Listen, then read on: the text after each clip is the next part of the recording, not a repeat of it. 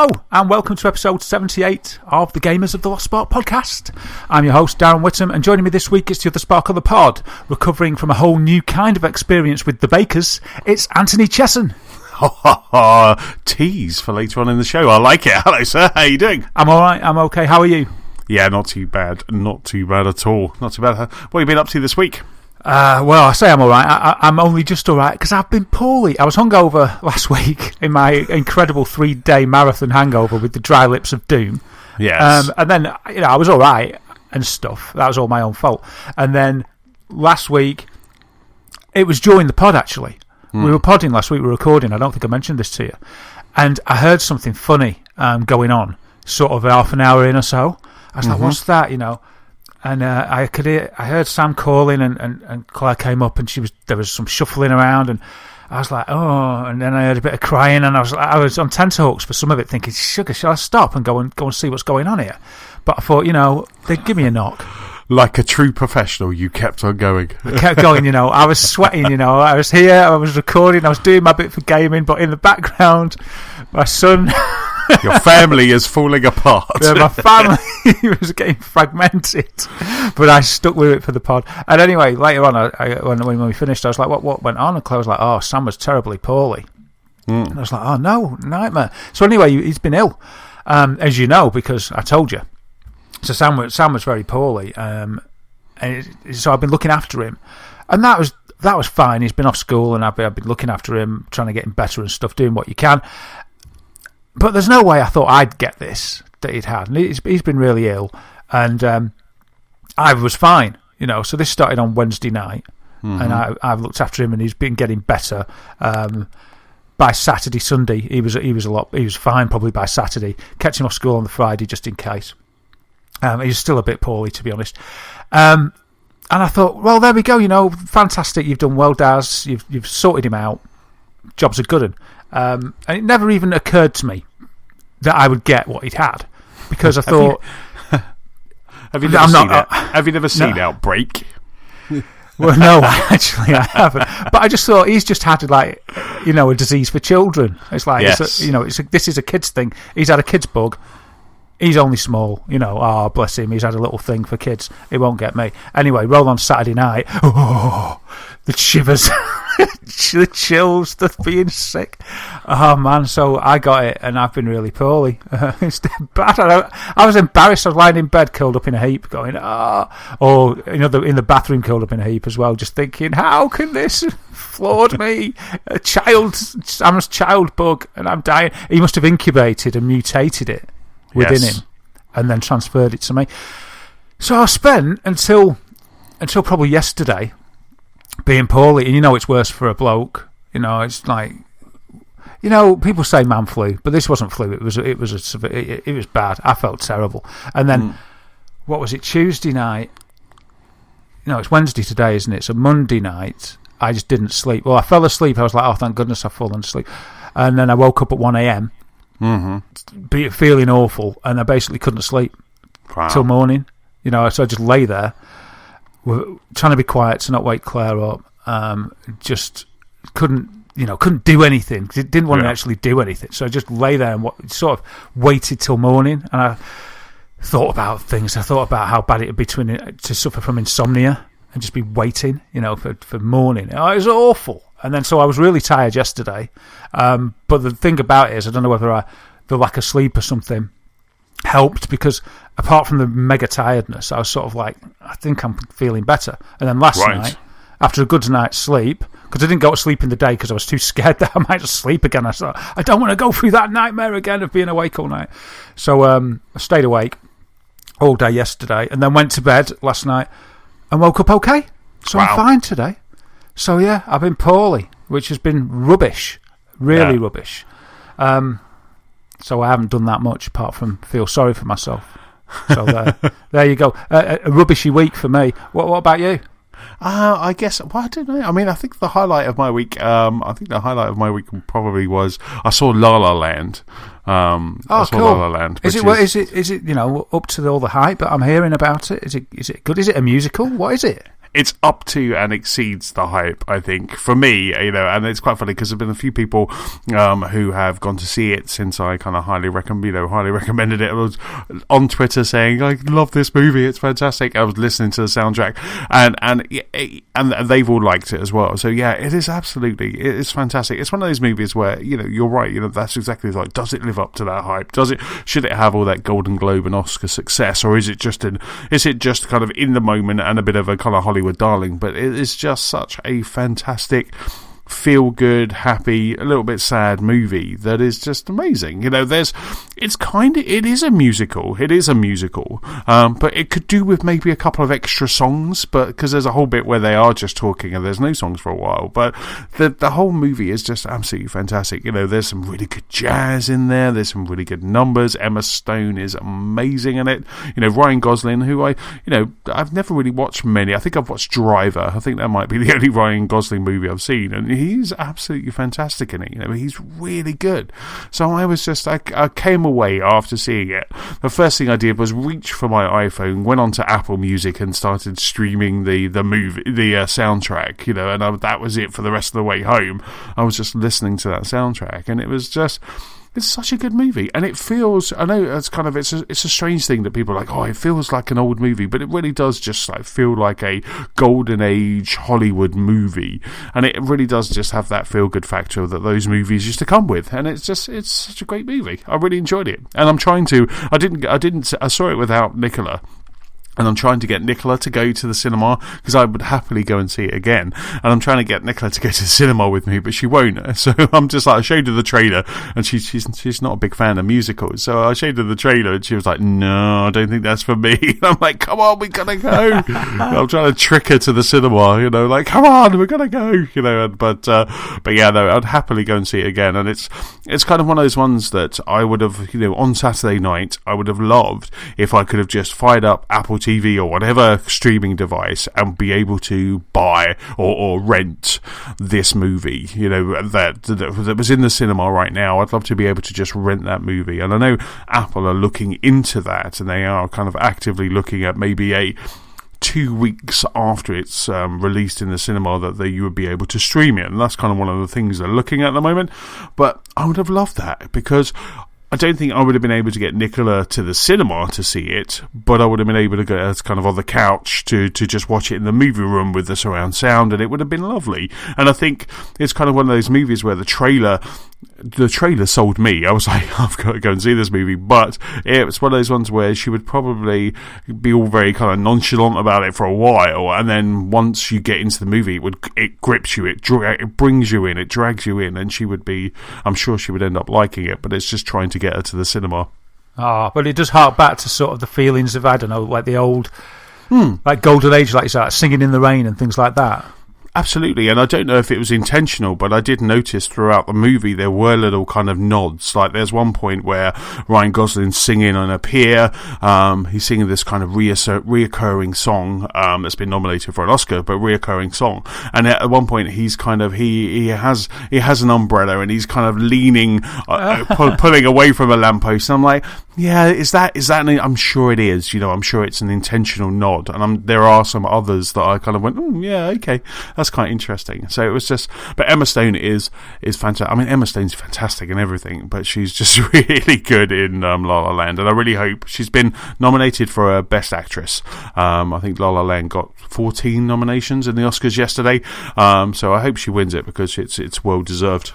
As far as I can make out from the little tiny bits that I've seen on trailers, is that, tell me if I'm wrong, so is this what it's about? You've got a couple of people, I don't know when it's set, so presumably back sort of in those days, I don't know, 40s or something. Present day. Oh, it's present day, is it? Yeah. And they're both trying to make it in LA. No. No, is it? Right. Right, before you tell me, let me tell you what I think it is first, because it would be funny just how wrong I am. So I thought there's two people in LA trying to make it in the business, and they both make it in different directions, and at first they're together and they're trying to help each other, but as they get more and more pressures, the support that they gave each other at the start that they really believe in starts to pull them apart. I sort of read a synopsis that was something about that. Yeah, kind of. I guess kind of. I like this kind of Daz gets movies wrong. This should be a segment, a reoccurring segment. Yeah, give me a title and I just make it up like that. You watch a trailer and then you kind of make up your own synopsis. This is the feeling I get from the cover, from the poster.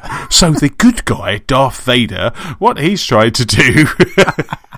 That's what I think of it. That's what I reckon. And all the songs aren't actually musical numbers in the film. It's when they're doing auditions and stuff. That's when they do the music. No, but close. There are some. There's a couple of numbers. One where they're sitting at a piano singing. There's one where they're just they've kind of met. They keep crossing paths, which I think is fantastic right at the start. And then they're kind of walking to Emma Stone's car, and they're kind of singing about what a lovely night this is, and how it's wasted on the two of them because they have no chemistry whatsoever. And that song is just like, oh god, it's so fantastic.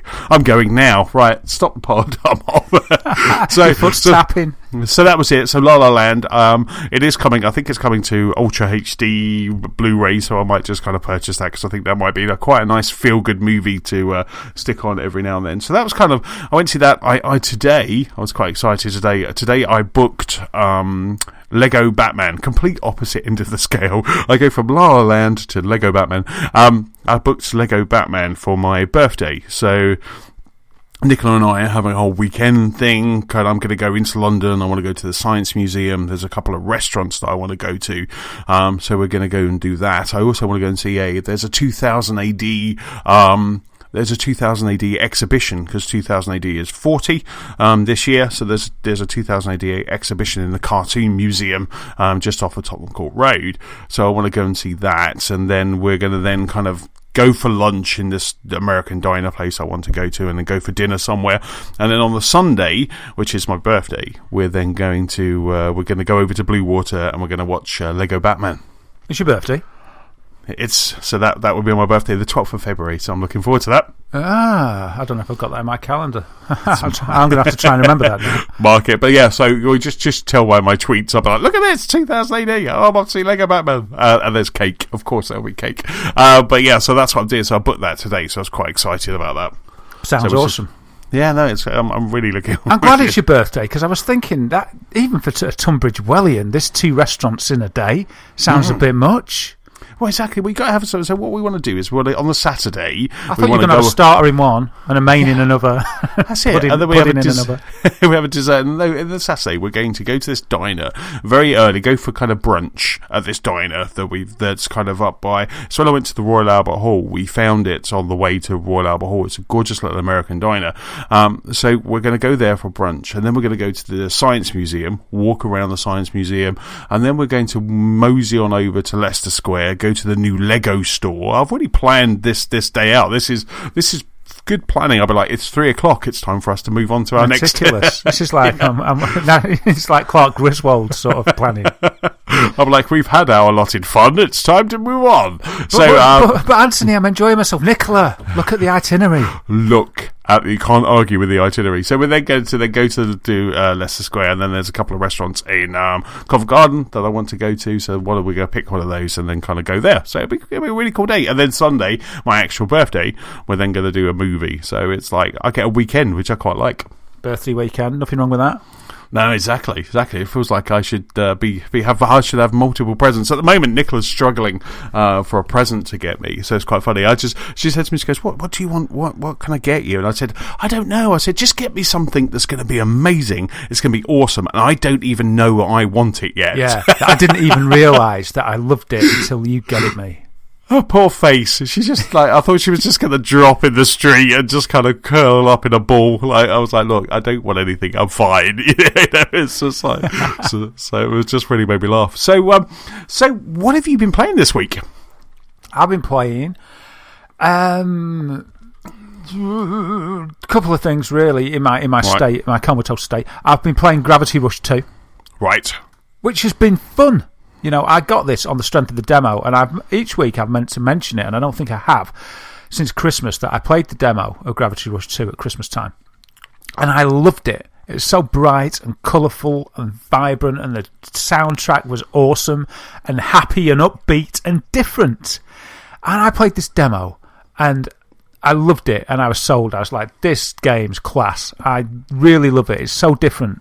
I'm going to have a look at it, but I thought, hold on a minute, let's just check it out using Boomerang. I thought I'll just rent it first, just have a look. So I got it.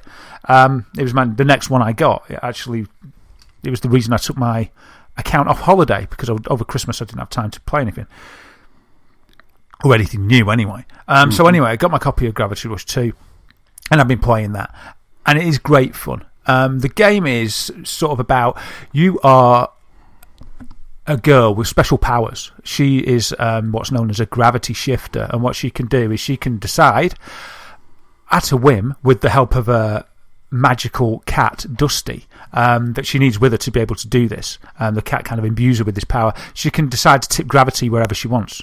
People that have played it before on the Vita will obviously know this, and fans of the series that are interested or play the demo will know this already.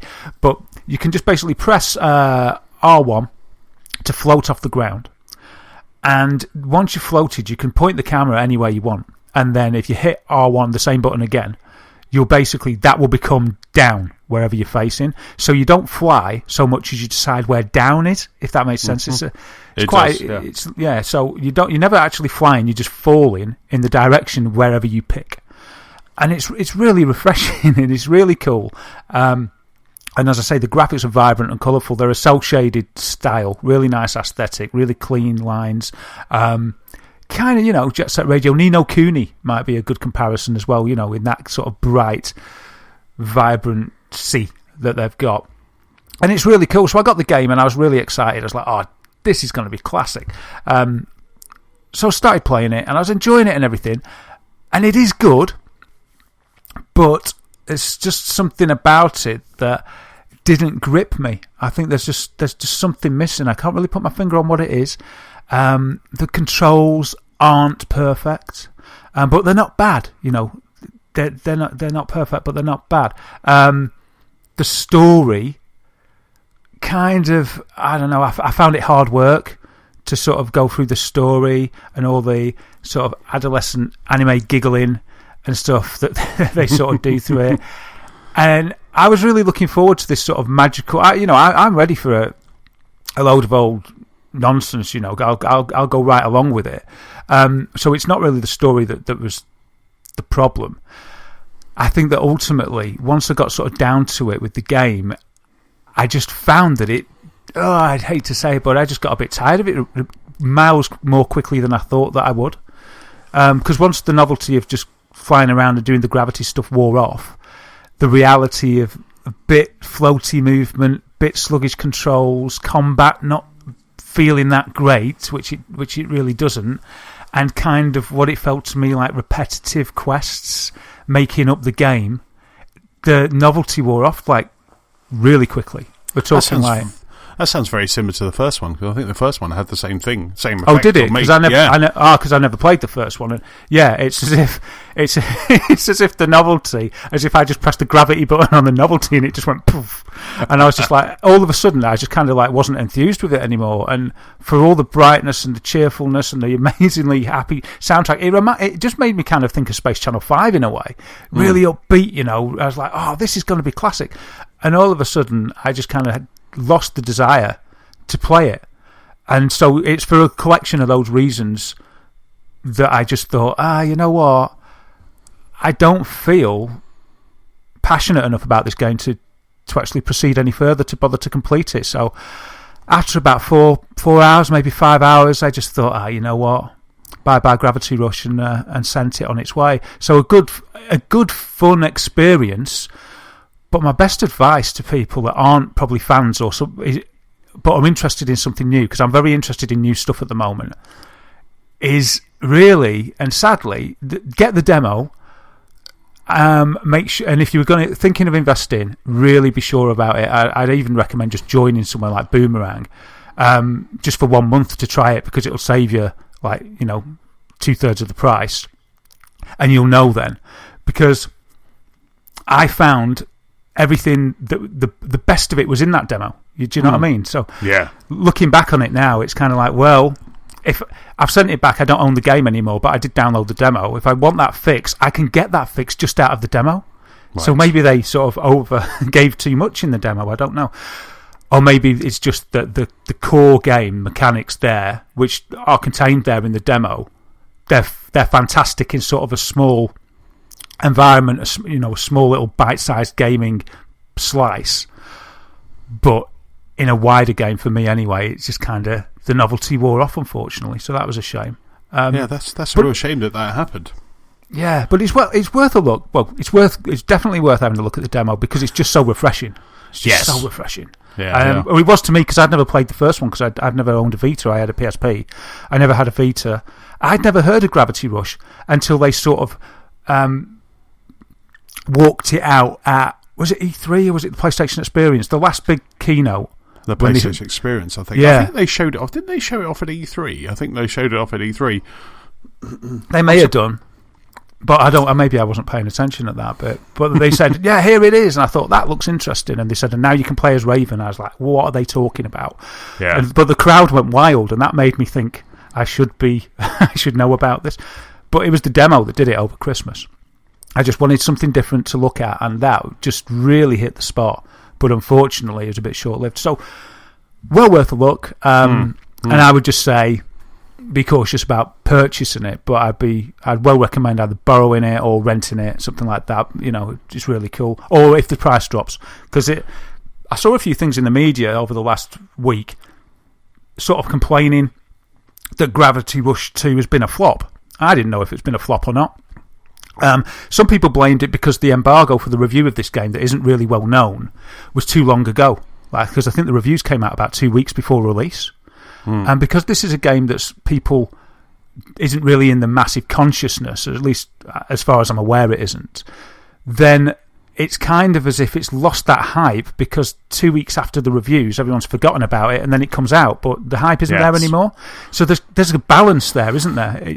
It's like, yeah, you could do that for something like Halo and everybody's happy and they're like, Demon, this is great, I can put my pre-order in.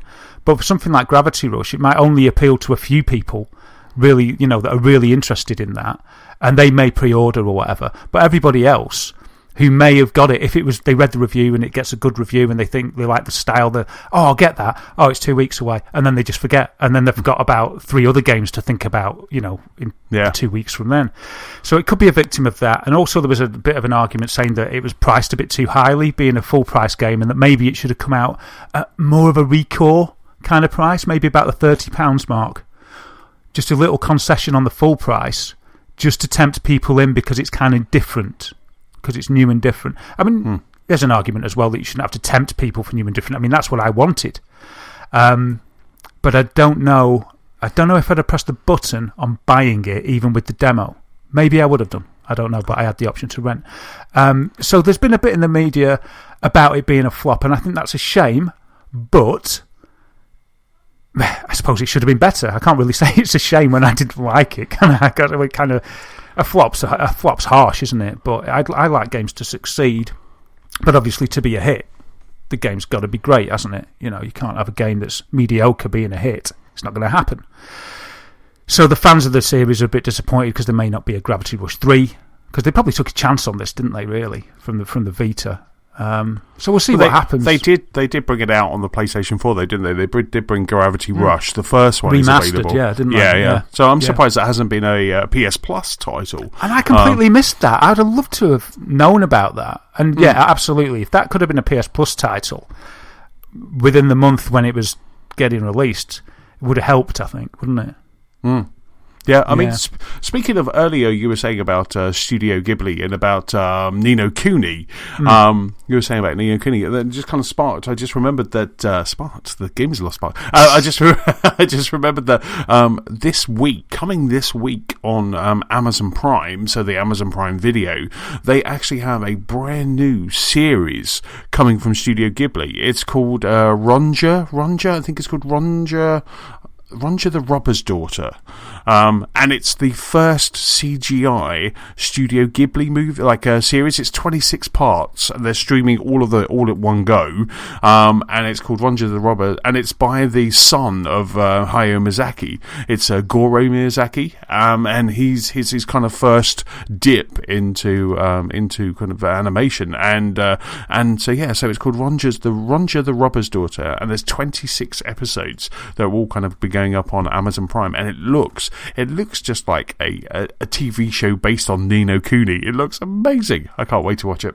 Wow, thanks for that. I didn't know about that, so that's awesome. That's something I'll have a look. So what's it called? Ronja, Ronja.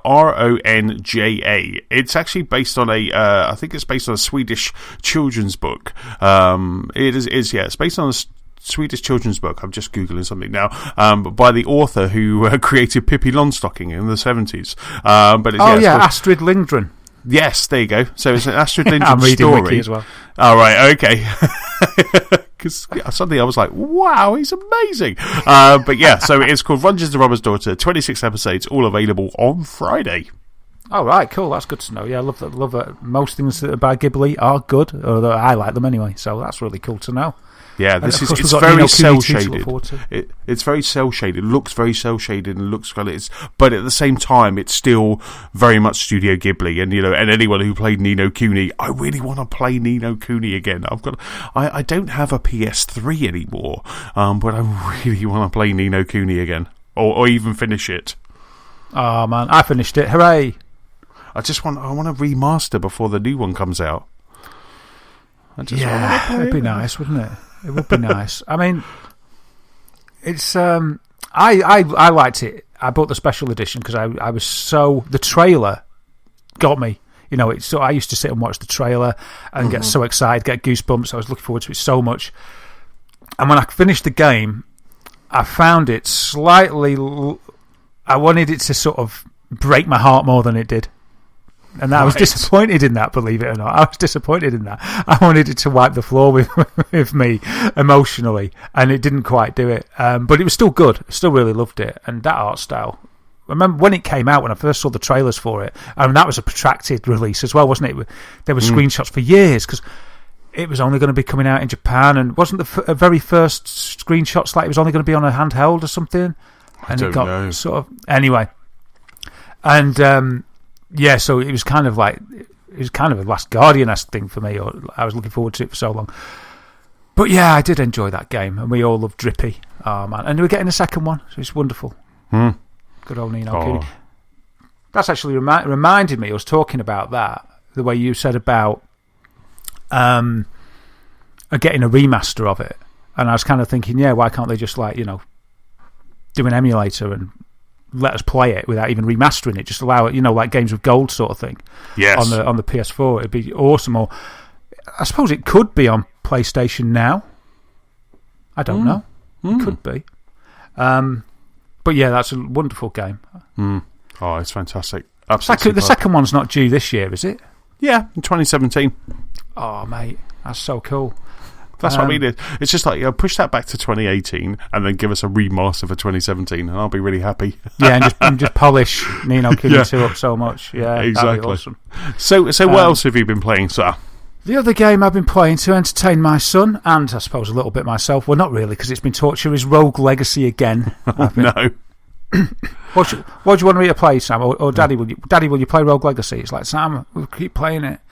And it's getting harder and harder every time we complete it, because every time you complete it, it goes to the New Game Plus, New Game Plus 1, New Game Plus 2, and we're on like New Game Plus 5 now, and the enemies are so hard, and we've maxed up the character. You can't max up his hit power anymore because we maxed it out, so the enemies are getting stronger. Because I say to Sam, I said this at like plus 1 or plus 2, I said, right, Sam, we can't complete the game again, because if you want to get all collect all the collectibles, then we need to not complete the game, because if we complete the game, we can't explore as much, and it'll be harder, because the enemies will be harder. It'll be harder to explore to get the stuff, to get all these collectibles that you want. And he's like, yeah, but I like to complete the game. I was like, okay. So anyway, and Sam, because the normal bosses in it, because the characters are so powerful now, Sam was able to roam around the castle and defeat the normal bosses. to get to just basically plus it and plus it and plus it.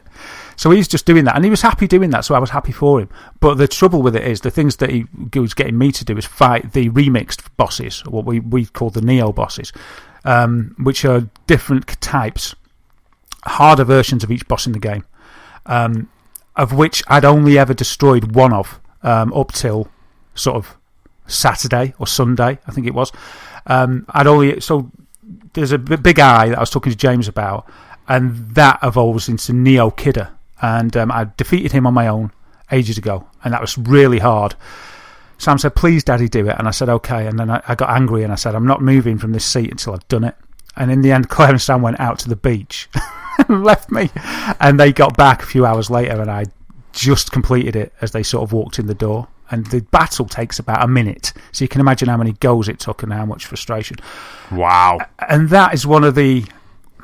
That's not the hardest one. So anyway, there's 3 other remixed bosses in the game because each of the bosses has a remixed version.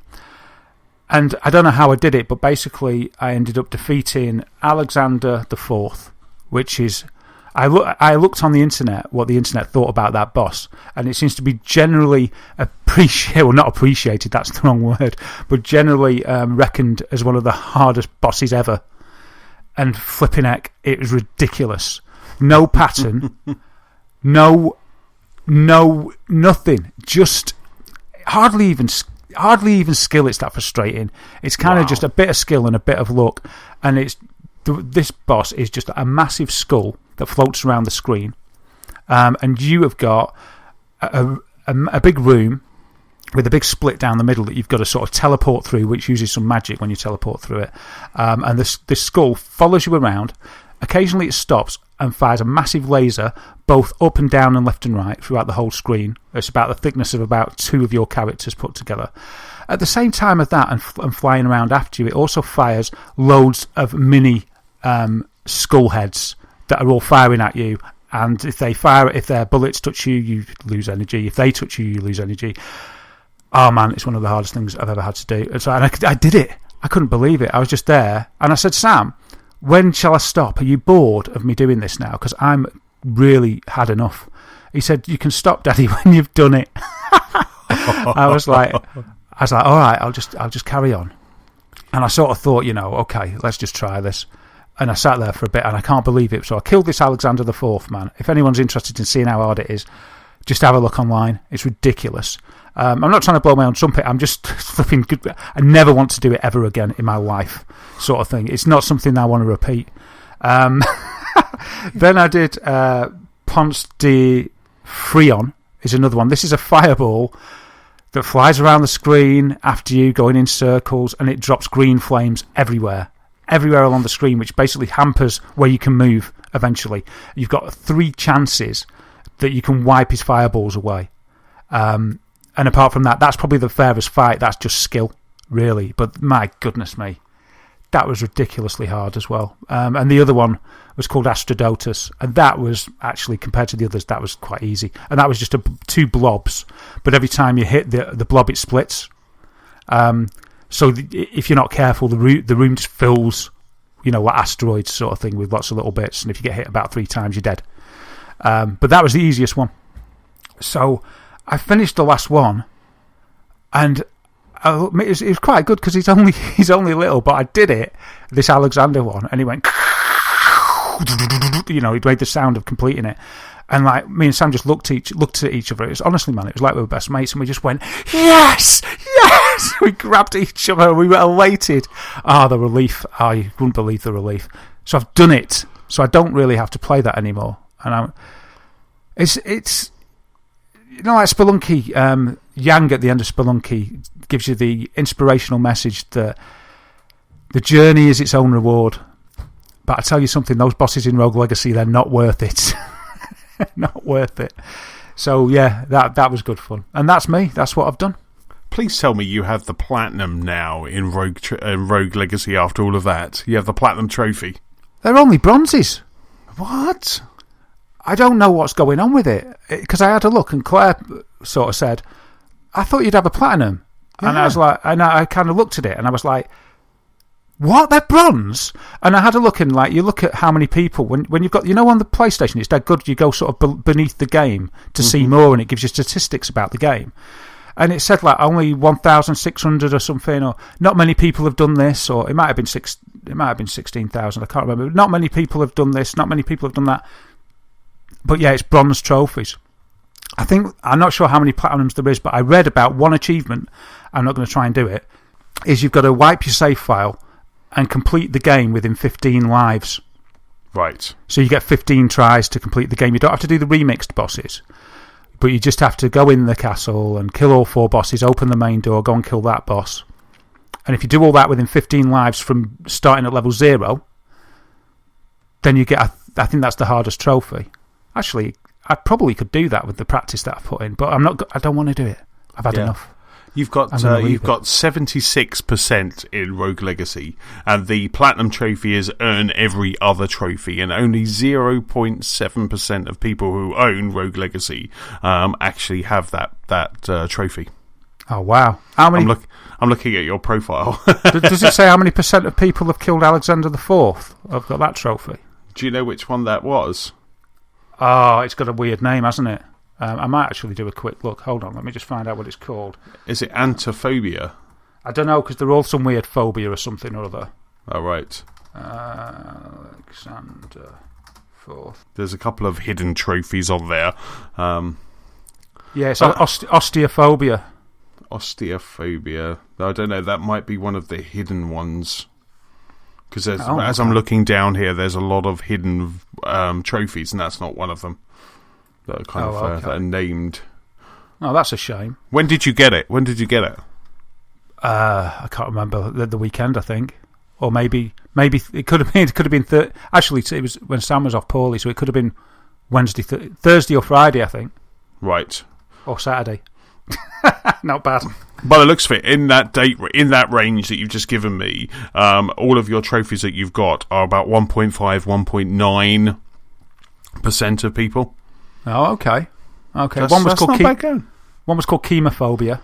That was pretty tough. No, again, there's a lot of them that are hidden. That's why. They'll all be hidden because they're the sort of secret bosses, I suppose. Yeah. But my goodness me, flipping heck.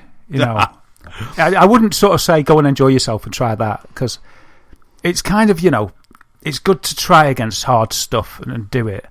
But I don't know. I was racking my brains trying to think of a harder boss, but that Alexander the Fourth was ridiculous, and they all were sort of ridiculous in their own way. It's just, usually you get the fun, you feel the reward of that you did it, and you feel good about it because you've overcome the odds. But this was just pure relief, and just became desperate to do it rather than, it was kind of like, just thank goodness it's done. Thank goodness it's done.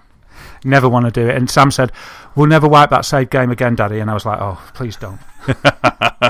Superb. You should. Have you kind of ever thought about playing something like Castle Crashers or something like that with Sam? Would that kind of like somewhere where he's playing, or is he just more happy with you playing and him watching? I mean, he's been playing Rogue Legacy a lot. I mean, he couldn't do it at first because the character wasn't powerful enough. So once it has, he's been fine, and he's loved it. Too much though, because he just wants to play all the time. And he likes Spelunky. He likes his roguelikes. He loves Crypt of the Necrodancer.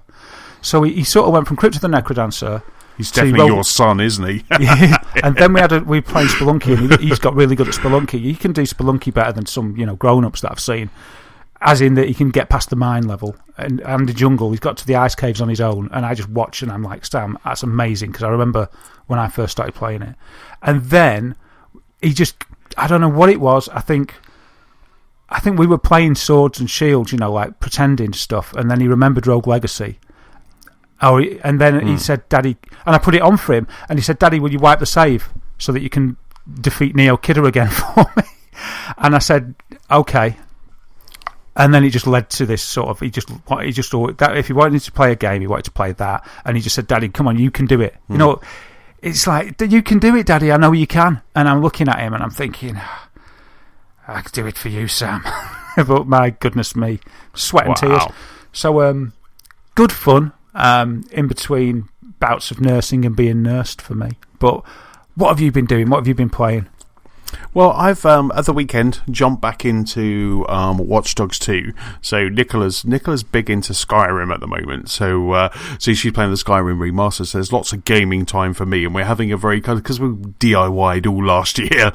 January is a very kind of very lazy month. So we're cooking a lot and we're playing games. So I was playing Watch Dogs 2, and I was just like jumped into Watch Dogs 2, continue playing that, and I am just absolutely loving it. The great thing that I was doing, I needed to level up a few of my kind of disciplines, do some research, and the way that you can do that is by getting more followers. So you need to go to like landmarks in San Francisco. So while I was cooking dinner, that meant I had to kind of keep popping backwards and forwards to the kitchen. I was just driving to these different landmarks, doing some little side missions and doing that, and I was having an absolute blast. I was listening to a podcast and then just kind of doing that, so I was just really enjoying that. I love that game. It's a game that I'm just really I'm just happy to kind of put on, enjoy San Francisco, and just kind of really play it. And it's just, I can't recommend it enough, because as you're kind of going through the game, as you kind of get into kind of more and more of the kind of main missions and get used to the mechanic, it starts to become kind of quite nice, quite easy, quite nice going, and it's just a really good. There's one mission that I'm at the moment where you've got to get these plans inside this building, but the entire building is surrounded by a fence and it's surrounded by guards. So you have to kind of do some things. So you have to try and maybe distract the guards and do something. So I tried a couple of times. I was like, right, I'll go in this way. I'll send my little drone in. I'll distract some guards. I'll even take some guards out by using kind of remote devices and things like that. And it was going really well. And then I got found, and then I got kicked. So I was right, okay, do it again. That was working well for me. And then what happened was, because all of the guards are all kind of really evenly distributed around this compound, and I just couldn't get into the main building, I went round the front and I stood kind of up on the grassy knoll, and I started to remote control cars, because as cars come past, you can just hold down LB or RB, and then you can make them swerve, you can make them go forwards, back. Any car that kind of comes into your range, you can just hit LB. It is LB. You can hit LB and you can make them go left, right, backwards and forwards. So I started to do this, and I did it with a couple of cop cars, and I was just really like this real pile up of cars. And then the police came and my wanted level went up, so I ran round the back.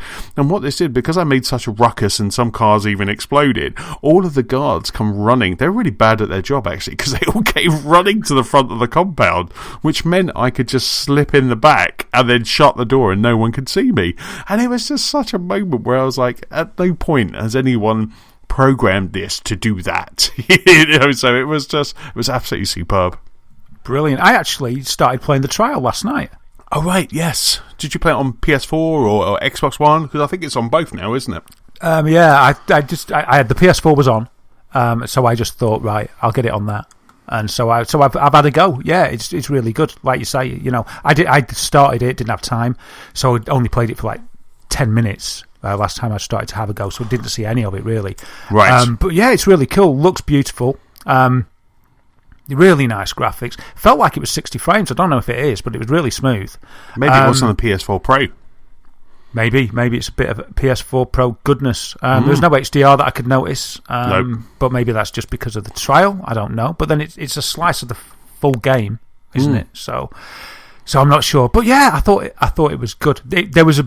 I've still got about 90 minutes to play. So I played a good bit last night, an hour and a half or so.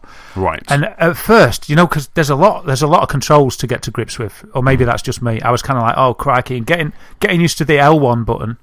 I don't know, that was weird, moving it about and getting the cursor on people and having a look about what they do for a living and whether you can hack their phone or not, or listen to the text messages and stuff like that, or hack the lights and things.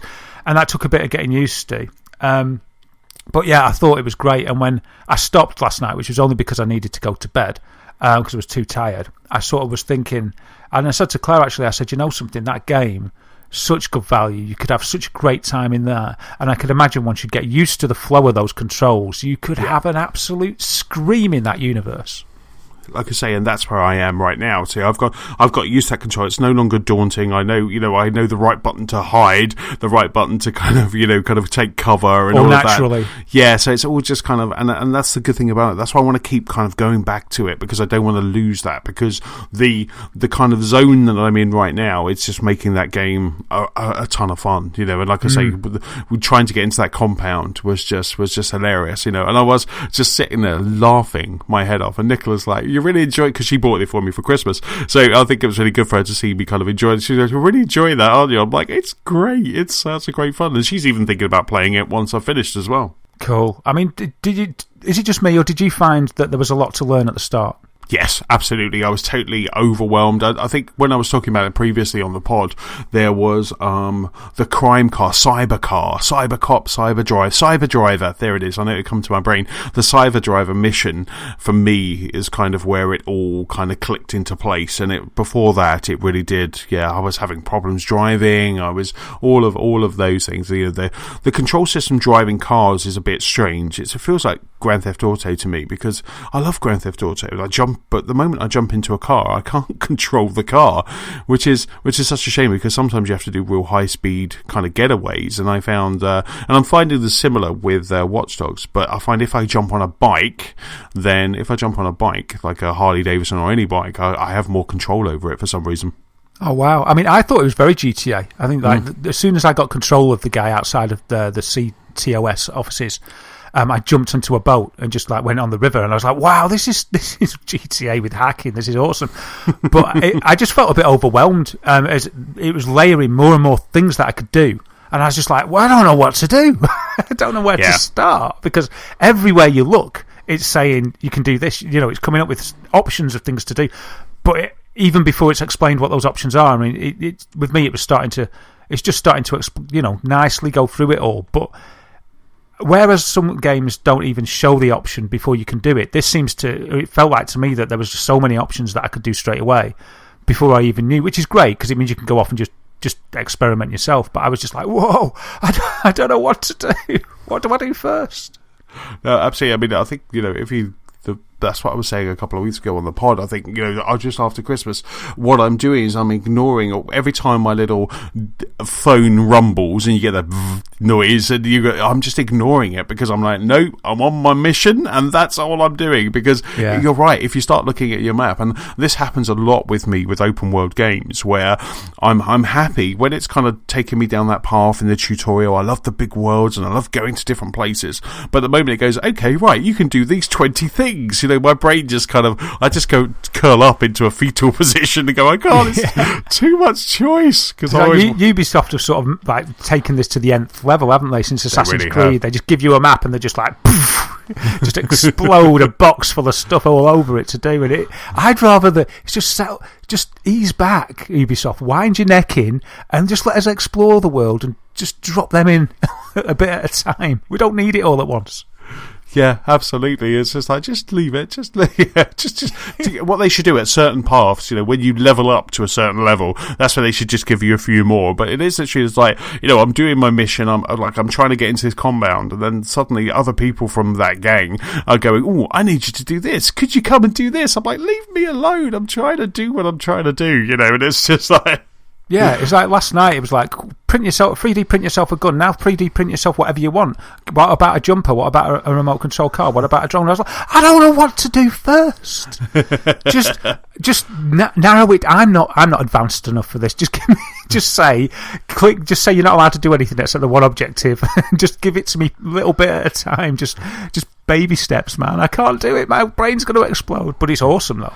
Yeah, it's absolutely... I mean, you kind of did kind of similar to me. Like, once I got free reign of the city, I just jumped into a ship and I sailed off to Sausalito, which is like Nicola and I, it's our happy place. And we just went... I just went there and I was like, look, it's Sausalito.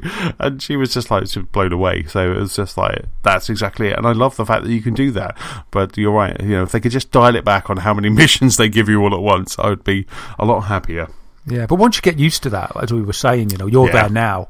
You could just put that on and have just so much fun. And it feels like sometimes in GTA and things, it can feel a bit vacuous at that point, because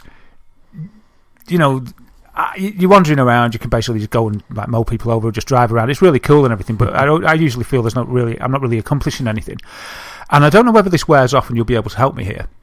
But it felt, after my whole hour and a half, it felt like, because of the way that you look at somebody and it's got that little write-up about what they earn and what they do, and you can listen to their messages and stuff, that it makes it a bit more personal.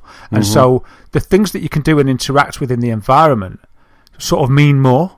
It felt that it would mean more to me. So would you concur with that? Because that's what it felt, but obviously that's only a snapshot that I've had. Absolutely. When you're trying to, like I say, like just this, using this compound example again, that took me a while to just kind of look at it. I was standing up on that grassy knoll. I was using all the cameras. I was going around. I was trying to find the pattern of the guards to see if there was a fluid pattern. And I was doing that. I was reading their text messages. I was listening to what they were saying, just in case there were some clues there. And you're right. As someone's going past, you can just jump onto their phone, steal some money. Kind of charge up and it was absolutely superb. I cannot stop playing it, and it is just such a fantastic game. Great turnaround from the first one. Yeah, it really is, because I think the first one, I bought the first one, maybe played it for a couple of hours, and then I was like, nope, I do not like this at all. And this one, I'm just looking on the Xbox One app, and I'm actually 14 hours in. Now that's probably not playtime, because I think a lot of that, especially at the weekend, was pausing, going off to the kitchen, doing something, making dinner, and so a lot of that was kind of timed, paused. But it's because that game, you can't actually pause it. You have to actually press the guide button on your Xbox in order to kind of stop it, because right.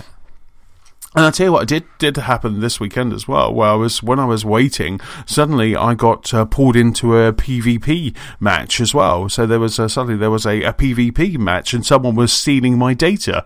So it suddenly came up and it alerted me, and I ignored the alert, and then I noticed this purple box had appeared, and it basically said another player was trying to hack me. And you had to go and find this other player, and it was just so much. I was like, this is awesome, and it was just, so while all my pile-up was happening at the front gates of this compound, I was also looking for this hacker that was hacking me.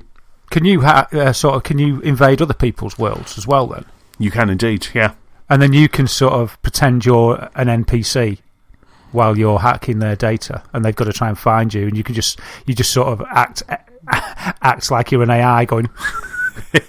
You're not going to find me. Just walking around. The guy who was trying to hack me, he was actually sitting on the floor. It was like there was this park and there were some skateboarders, and he was actually just sitting on the floor.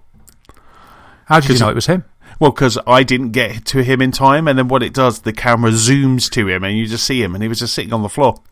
I was like, you sneaky fiend. Next time, Gadget. But I wholeheartedly recommend Watch Dogs 2, because it's absolutely fantastic, and it's not just because of the setting, it is just because the game is just great. It's great fun, and it's really cool just kind of coming in and out. I think, and the reason why I haven't maybe jumped back into Hitman, sorry James, is because of Watch Dogs 2 keeps pulling me to kind of play that rather than kind of playing Hitman. From what I've seen, though, I think, Watch Dogs 2 has earned that right to be able to be so distracting. It really does seem a beautiful game. And you were on the fence. You weren't even going to get it after Watch Dogs 1. No. But it's, you've got it now and you're loving it.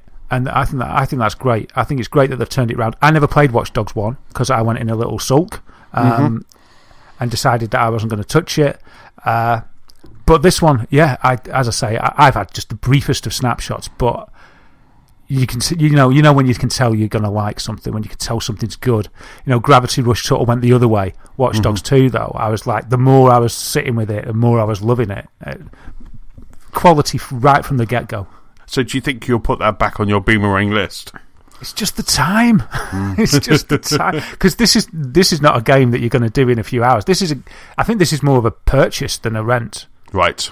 Because it's a game that you can pop on and enjoy for, I wouldn't want to be thinking, oh dear, the next game's coming along, I need to get this back to the shop so I can get the next game out. It's a game you want to savour and enjoy, isn't it? At your leisure. You don't want to be rushing through the story. You want to just naturally do whatever for me anyway, I would want to just naturally do whatever feels good at the time, which might not be doing story mission, and just have your own adventure within the world, which it's so invitingly offers you the opportunity to do that. So, yeah, I think it'll be one that I'll be picking up, but it's just the time, because I see this as 50 hours, 60 hours. Yeah. You know? No. I don't even know how long the game is if you just do the story, but I imagine it's an open world game, so it's going to take some time, isn't it? It's a Ubisoft open world game. Assassin's Creed games usually 30 odd hours to do if you just stick to the story. So it's probably going to be round about that, isn't it? And then there's such a wealth of distractions, and it's one of those games you could sit it on the shelf and pull it out another time and just have a mess about, couldn't you? Whatever you're in the mood to do. Absolutely. You know, it's, Nicola bought it for me as a physical disc, so that's just the disc that just kind of sits in my Xbox One, and just sits there. And you know, whenever I'm not playing Forza on the Xbox One, you know, I'll then just kind of jump into that, you know, and just play that. Oh, that reminds me, I reached level 300 in Forza this week. Very Wow. cool. So we had another one of our gaming sessions on Friday night. There was a group of us. I think it ended up about 4 of us, but there was 4 of us, and we were all kind of playing. And there was lots of beers drunk and lots of Forzaing, and it was just really good fun. It's just so much fun. It's just hilarious. You know, it's just really good. A really good crack. A really good way to spend a Friday evening. Yeah, banterous night. Exactly. And then the last game that I've been playing this week was last night. So yesterday, Resident Evil 7 came out. So I picked up a copy of Resident Evil 7, and for the PlayStation 4, and more importantly for PlayStation VR. So I picked it up, jumped into PSVR last night. So Nicola again was playing Skyrim. We had a quick dinner, watched the Hairy Bikers Comfort Food program, which is fantastic, by the way. If anyone wants a really good stew, it's that recommendation. It's amazing. I love Stop the the podcast. I'm going to watch it now. And so we watched that, and then we was like, right, I want to get into gaming. So I basically, on the smaller TV, did a quick kind of setup of PlayStation VR. One thing I did notice was that, because obviously Resident Evil is going to be scary. Nicola's there, sitting next to me playing Skyrim. I didn't want her seeing it on the TV, so whilst I'm having the bejeepers scared out of me, I didn't want Nicola seeing whatever was on the screen, because she's a little bit skittish. So I was trying to turn off the TV, but PlayStation VR just wasn't allowing me to turn the TV off. So what I did was I just plugged it into the amp, and then, so that's kind of powering Nicola's TV, and I was plugging it into the amp, and then what I did was turned on her Xbox, and then I just changed the source to Xbox. So I'm playing on PlayStation VR, she's playing on Xbox, and that was it. The PlayStation was happy for that to happen. So on the TV, she was seeing her Xbox, but in the VR, in the HMD, I was seeing Resident Evil 7. So to start off with, I have to say that Resident Evil 7 is just incredibly scary. You know, this is in VR. I'm not sure what it's like outside of VR, but in VR, this is one hell of a scary game.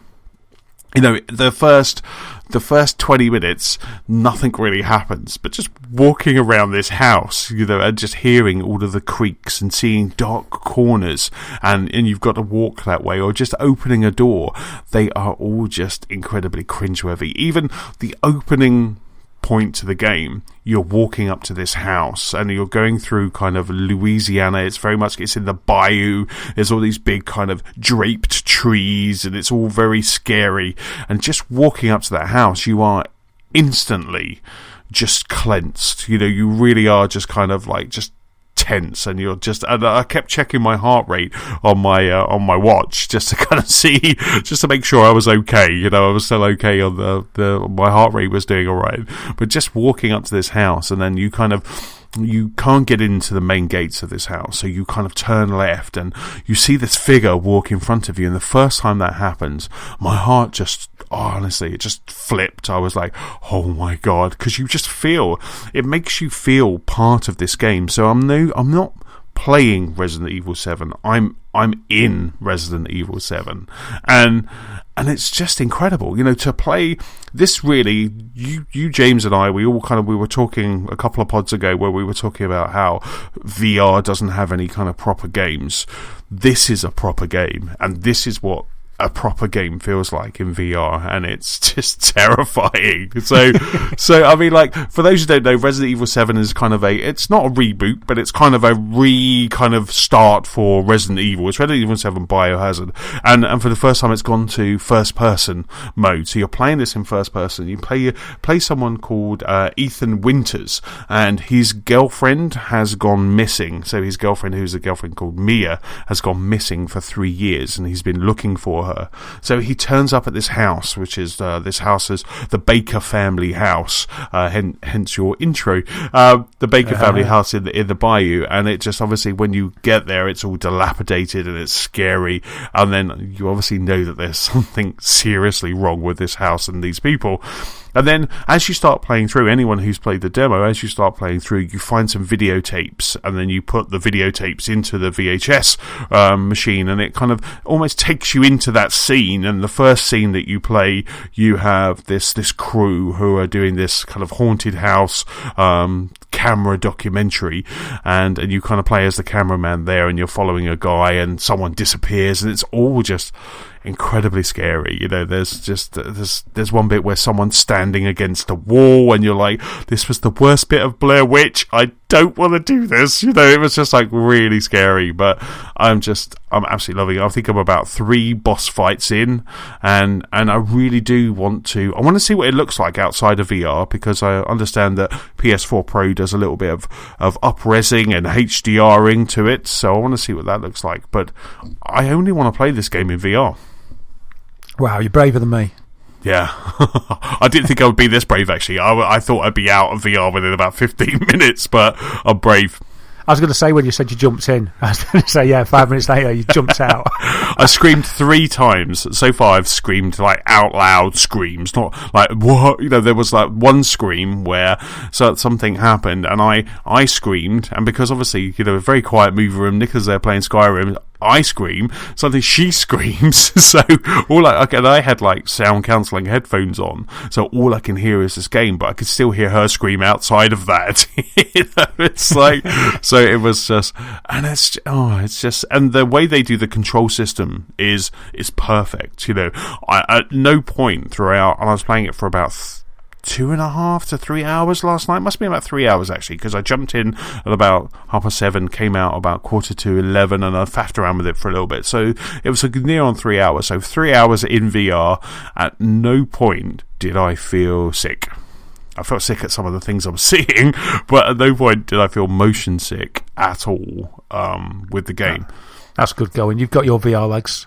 You've got your stripes. You've got your VR stripes now. Absolutely, 3 hours in. But even at one point, so you've got your right stick, your R1, that enables you, R3, sorry, that enables you to just, if you tap it, it just turns.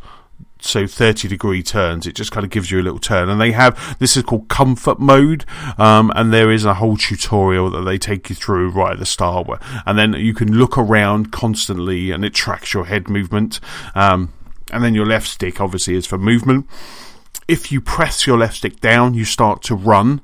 So I've even been running as well in VR and looking around, and at no point have I gone, whoa, you know, my stomach turned. It's just absolutely perfect. There was one point where I ran away from the kind of Pa Baker.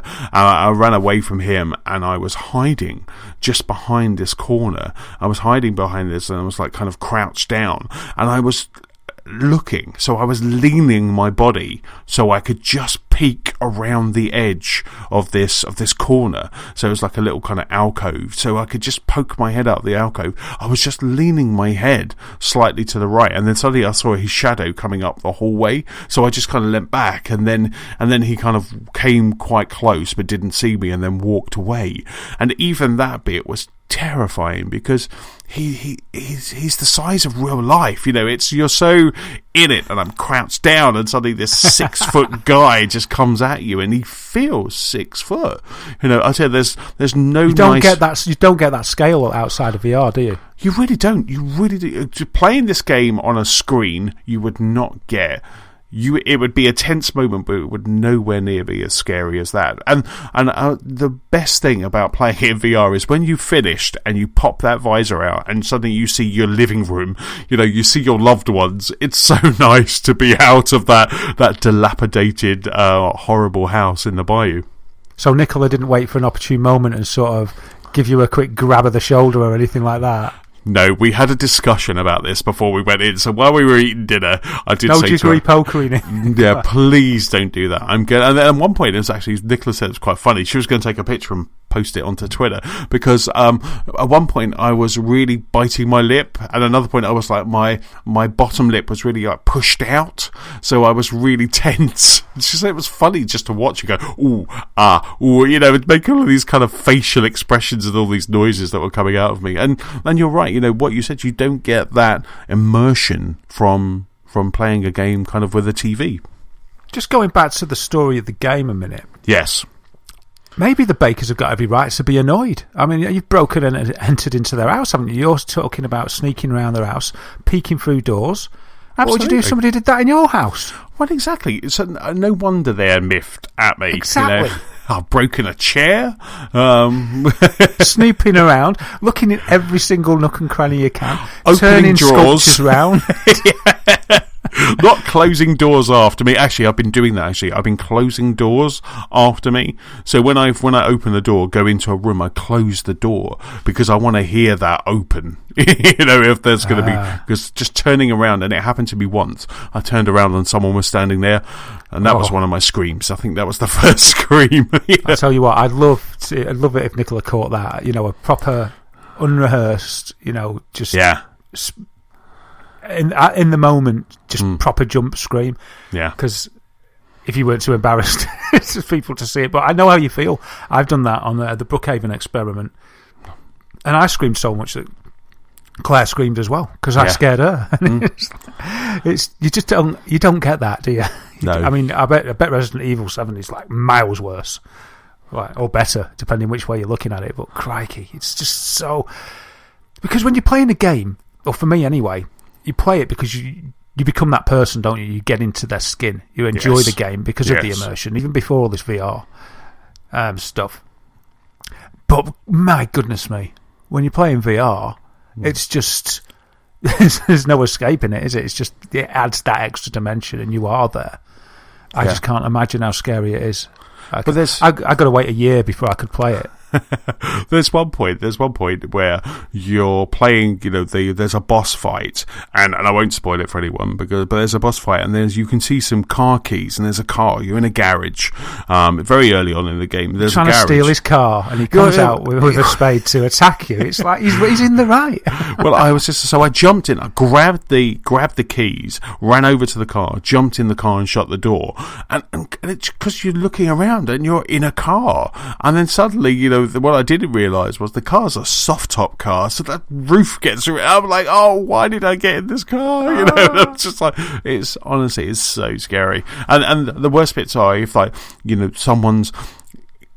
there's a body on the floor, and then you turn around and then the body's gone. They really know how to kind of just keep your heart rate going. There's one point where you're under the floorboards and going through the house, but you're under the house, and that is just so scary. And I don't think I could stand it. No, honestly. I showed, because Nicola was like, oh, let me see what this is like, expecting, I don't know what she was expecting. So I just put her in the room where the VHS machine, so there's a couple of old sofas, it's all very scary and dilapidated, and I just went, here you go, try this. And so she put the HMD on, and I gave her the controls, and then she just kind of looked around, and she was like, no, get me out. And so I had to take it out for her, because she was just like, she goes, I don't know how you're playing that like that, because it's just so scary. So, but I was so what with this Star Wars and Batman, my PlayStation VR has just like, it's paid for itself and then some. But like I say, I want to just continue playing Resident Evil 7 in VR. I don't want to play it outside of VR. I'm going to play it. I'm going to have a quick look, see what it looks like. But then I'm just going to go straight back into VR, because this is just, it's the best way to play it. It should be the only way to play it.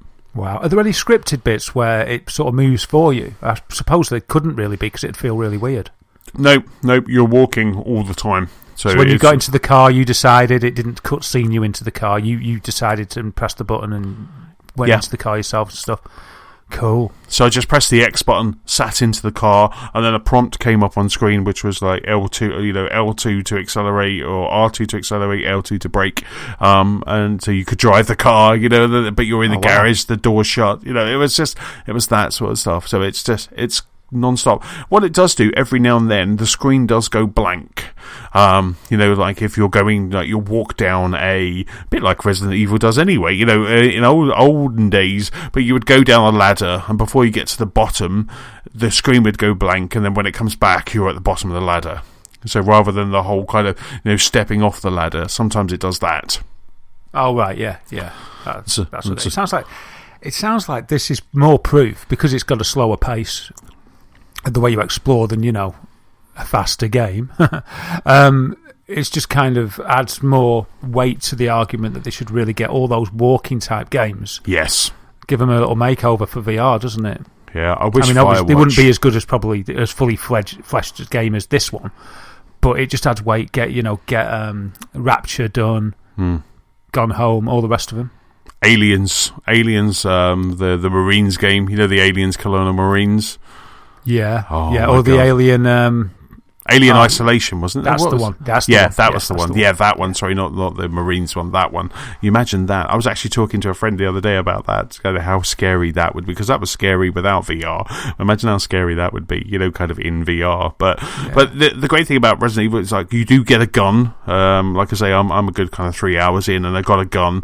And then because I'm playing in VR, you kind of have the gun out, and it's R2 to shoot, but you're tracking the gun with your wherever you look. So wherever you look, the little dot on screen is following you. Excuse me. So all you have to do is look at the whatever you're shooting, and then just shoot away, and that just works so well.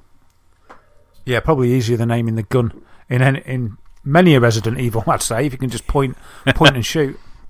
No, absolutely. Sorry, look and shoot, actually, isn't it? Yeah. So I just point my face and then I shoot, and there is a boss where you've got to shoot quite a few times, and that just worked so well on that, and it was really interesting because you were like, actually, if I do this and then I'll take, and it just worked. It just like instantly just kind of worked, and I was like, I love this game. Dying is not much fun, because that just really feels horrible, and I've died about twice, and that feels horrible, but it's such a great game. Yeah, it's not pride that makes you not want to die in this game. It's just that dying is just so unpleasant that you just don't want to go there. You kind of look down to your T-shirt to see if the chainsaw has just been impaled on it or something. So it's just but it's proper Resident Evil fare. You got cassette tapes to save your progress. So there's cassette tapes to save your progress, and there's herbs everywhere. So it really is a Resident Evil game. But it's it's very cool. Sounds like they've nailed it, which is good. Yes, they've nailed all the windows and doors. To stop anyone else trespassing. Indeed. Right, so that's what we've been playing. So should we get on to the news section? And in this week's news section, Scorpio is the next thing to start that rumour mill turning. We have a whole bunch of Switch updates. Of course, the Switch is the next big thing. And we have the Games with Gold for February. But Darren, the first piece of news, sir, is with you. First piece of news is about Digital Foundry. Have got hold of the leaked white paper, which points to Scorpio not maybe being the all-powerful monster that it was made out to be, that we've been led to believe it was going to be, but more to be maybe around about the PS4 Pro kind of power, maybe a little bit more than the PS4 Pro, not sort of the double all singing, all dancing machine that we were expecting. Digital Foundry got an article on Eurogamer which is entitled The Race for 4K, How Project Scorpio Targets Ultra HD Gaming. And they do a deep dive using the white paper that they got. That was a white paper from, and this is probably quite an important point, it was from around about E3 last year, so it's quite an old white paper. They don't go on about that too much in the article. They do mention it, but I think it probably is worth just highlighting that this is quite an old document now, but nevertheless, and reading it, they sort of do an assessment of the specs and that, and what they can of the Scorpio, and they seem to come up with the fact that it'll be more powerful than obviously the Xbox One is, but not quite the sort of native 4K massive behemoth that we all thought.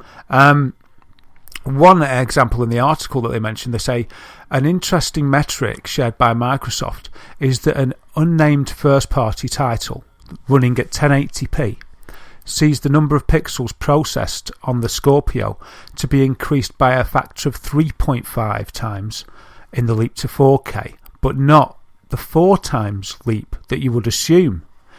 Now, we were all, and tell me if you got a different impression, but I certainly got the impression from when they announced the Scorpio that this was going to just be able to do 4K native, easy, walk in the park. 6 teraflops kept getting bandied around as if that's what we need for full 4K, native 4K. And I think that was the expectation certainly that I had. This white paper seems to debunk that a little bit and put expectations for the Scorpio a little bit more in line with maybe PS4 Pro specs, or maybe a little bit more than PS4 Pro, and certainly more in line with the same approach to the graphics rendering as the PS4 Pro.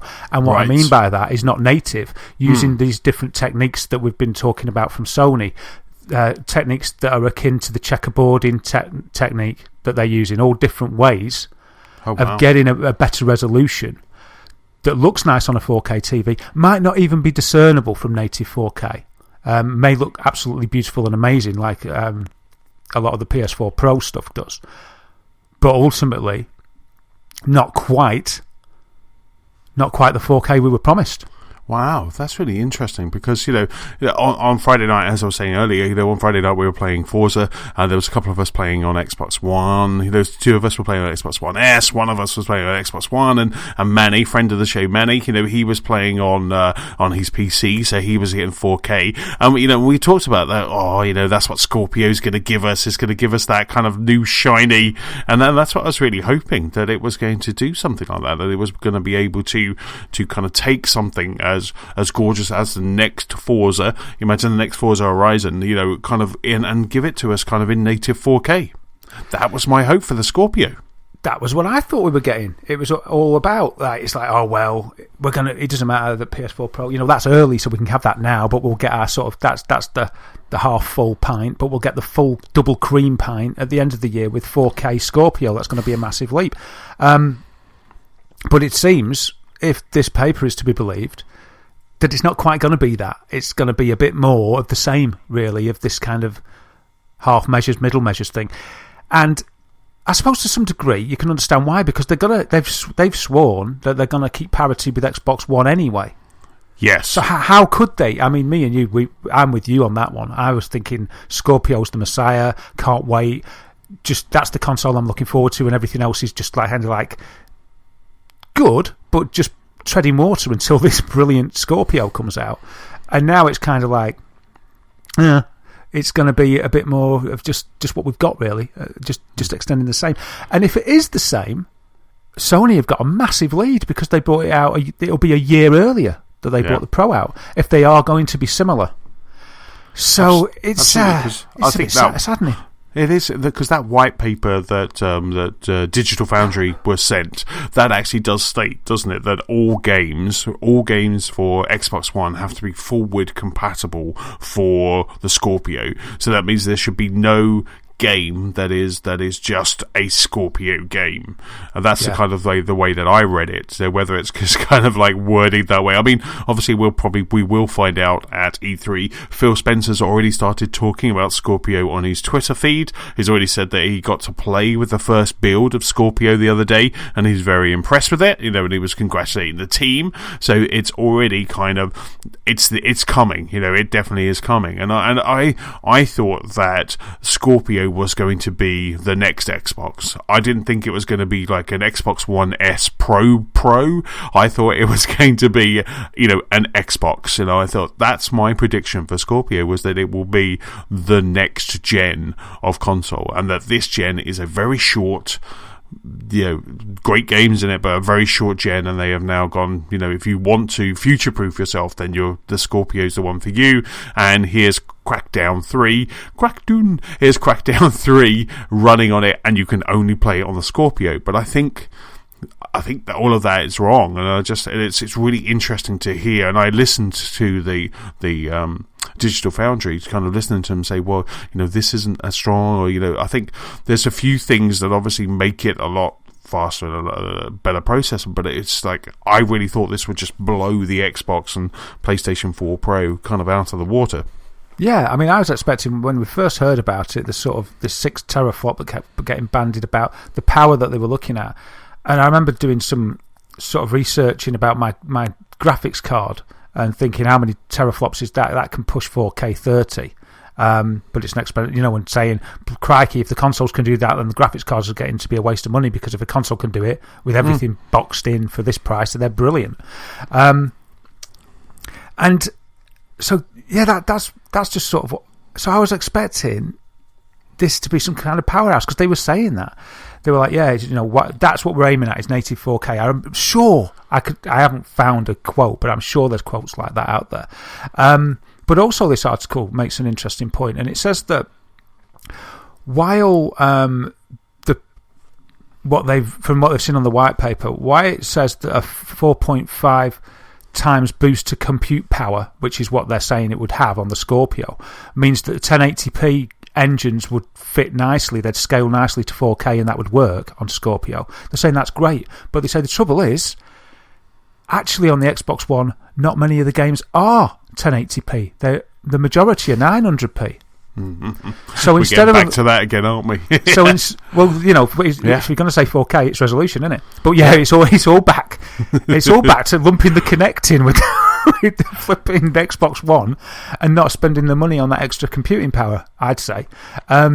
So they're saying that because most games are 900, to get to 4K from 900p is not a 4.5 times leap, it's a 5.76 times Holy leap. Moly. So they're shy. They're shy by like 1.26. Wow. Of a multiple to get it to 4K. Which means that might be why they're using all this different stuff, half resolution rendering, for instance, and all these other. We'll hear more about this, I'm sure. It's like the equivalent of the checkerboard style. All these kind of different ways of getting that 4K without actually being pure native 4K. Fancy ways of being able to say 4K around the fact that it's not 4K. It might not be true.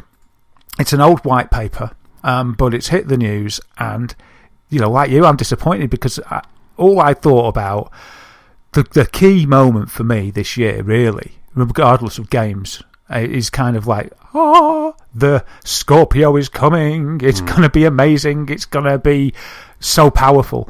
And maybe that was a little bit wrong to get my expectations up like that, when I did know as well as that they were going to make all the games for both.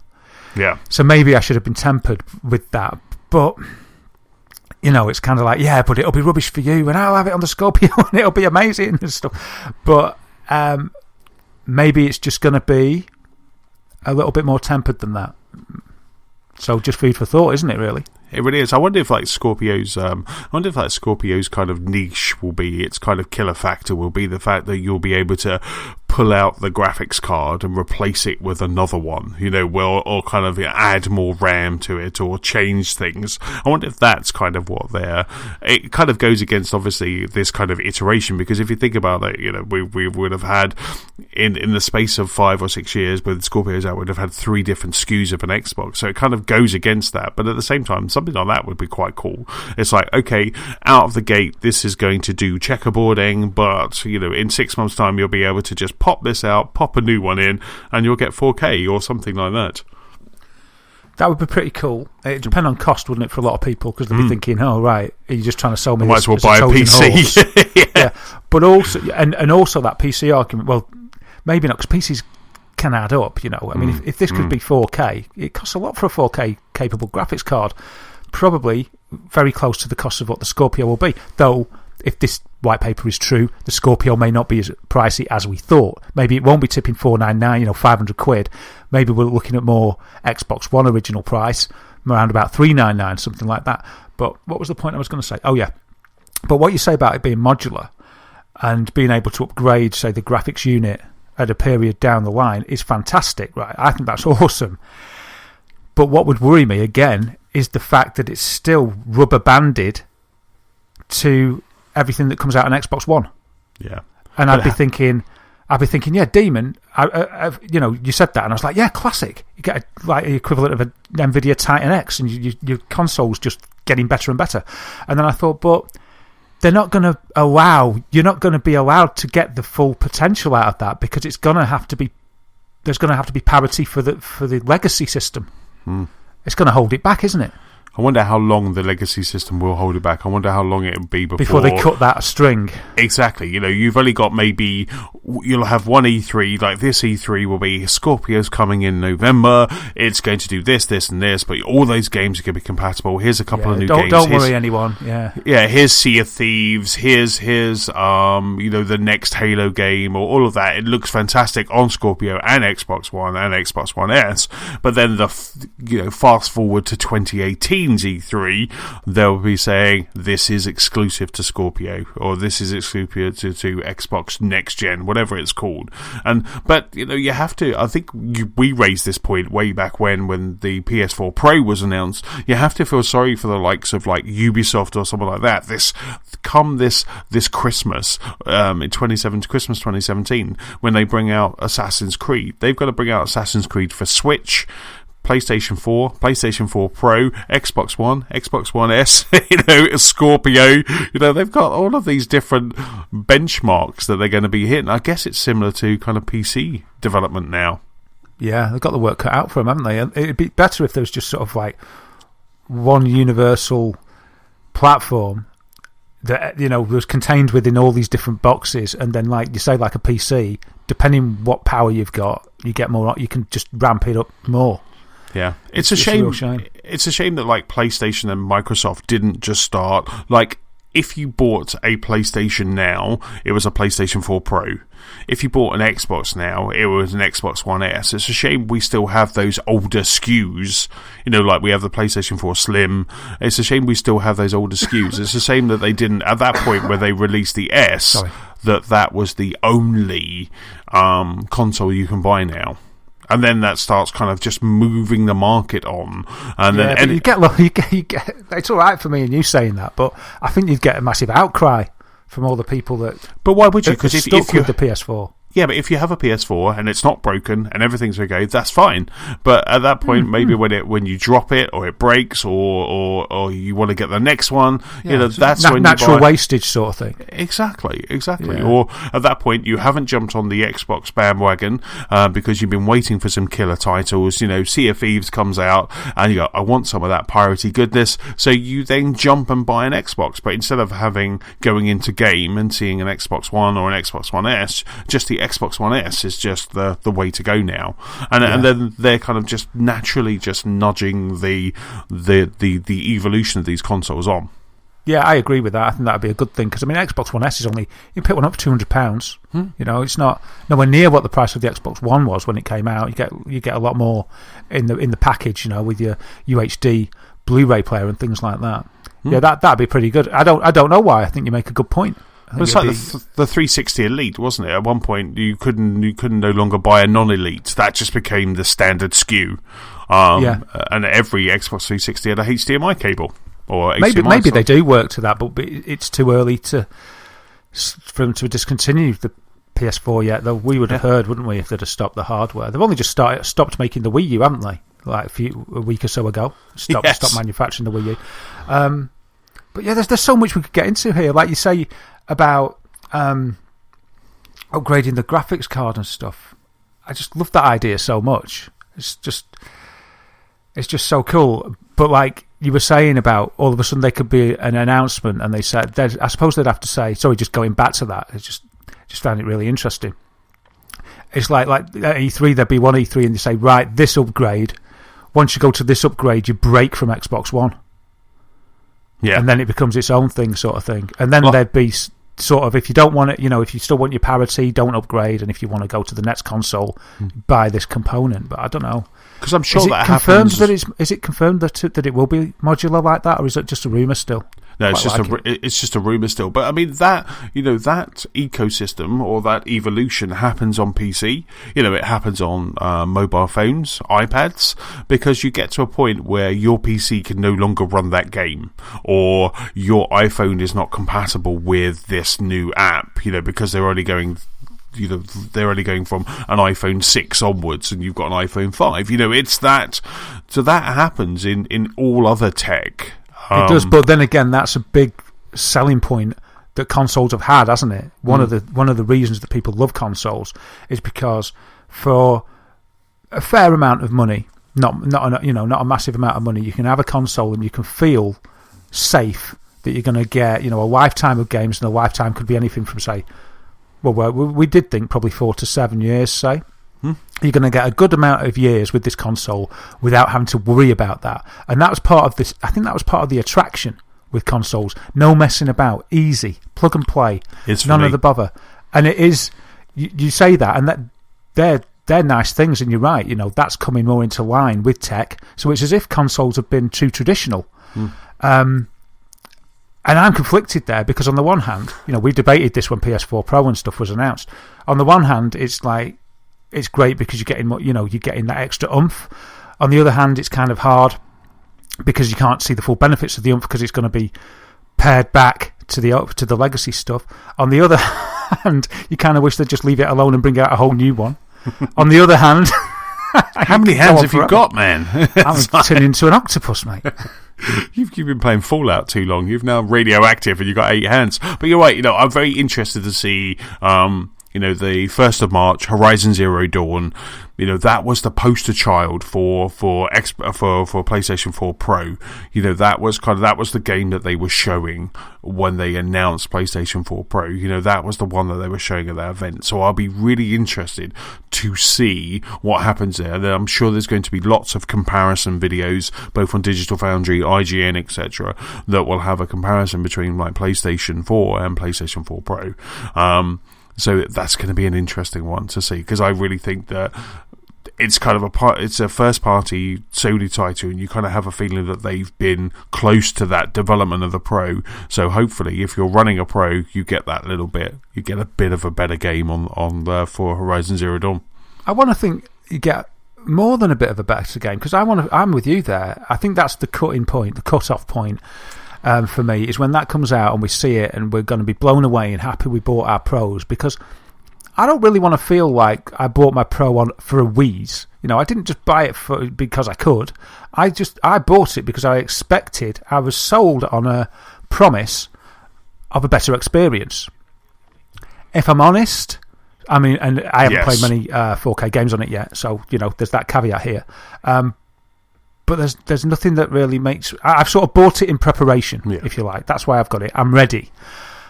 But I do expect to see the reward for my investment sometime. Otherwise, I'm just going to feel a bit duped, and I'll be like, well, why didn't I just stay with the PS4? Why did I do this? Oh, right, I've been sucked in. I don't want to feel like I've been sucked in. I want to feel like I was advised... I want to feel like their marketing team wasn't just selling me stuff. I want to feel that they gave me advice about better tech, and I believed them, and so I invested in the company and invested as a gamer in their flagship new tech. And I'd like to feel that I get the reward for that in some mind-blowing visuals that can only be done on the system that I've got, because that's the point, isn't it? And I'm not really comfortable, if months down the line we get to March and April, and we're kind of like, so it's got a few shiny edges. But I suppose ultimately, is that what we've been sold? Is that should we? Am I being naive to expect more? No, because I think if you look at something like Ratchet and Clank, if you look at something like Call of Duty Infinite Warfare, you look at both of those running on a PlayStation 4 Pro, they look stunning. The first time I put Ratchet and Clank on, just to kind of see what it looked like on a PlayStation 4 Pro, it looked amazing. And I finished that game, so kind of going back, I've played a lot of it. So then going back on the PlayStation 4 Pro, I could really see the difference. I could see the difference. I could see the textures. I could see the HDR. I could see all of that. Uncharted's another one. Uncharted looks infinitely better on a PlayStation 4 Pro, and noticeably better. A friend of mine's just picked up a PlayStation 4 Pro, and he's playing through The Last of Us again, because he's playing through it again because he bought a Pro, so he's playing for it again. And we were chatting the other day, and he was saying how amazing it looks on the PlayStation 4 Pro, and I don't think it's his mind filling in those things. It's just because he can actually see it, the HDR, the up-res of those graphics for the second playthrough of a game. He can actually physically see it, so I think we can see it already. And I don't think we're going to get, with PlayStation 4 Pro, you're never going to get a game that will only run on the Pro, because Sony, like Microsoft, are not going to allow you to do this. But what we are going to get is the definitive, the ultimate version, as close to PC gaming. I mean, Horizon Zero Dawn's not coming to PC, so the best version that you're going to get of Horizon Zero Dawn is on a PS4 Pro with a 4K TV and a little bit of HDR thrown in for goodness.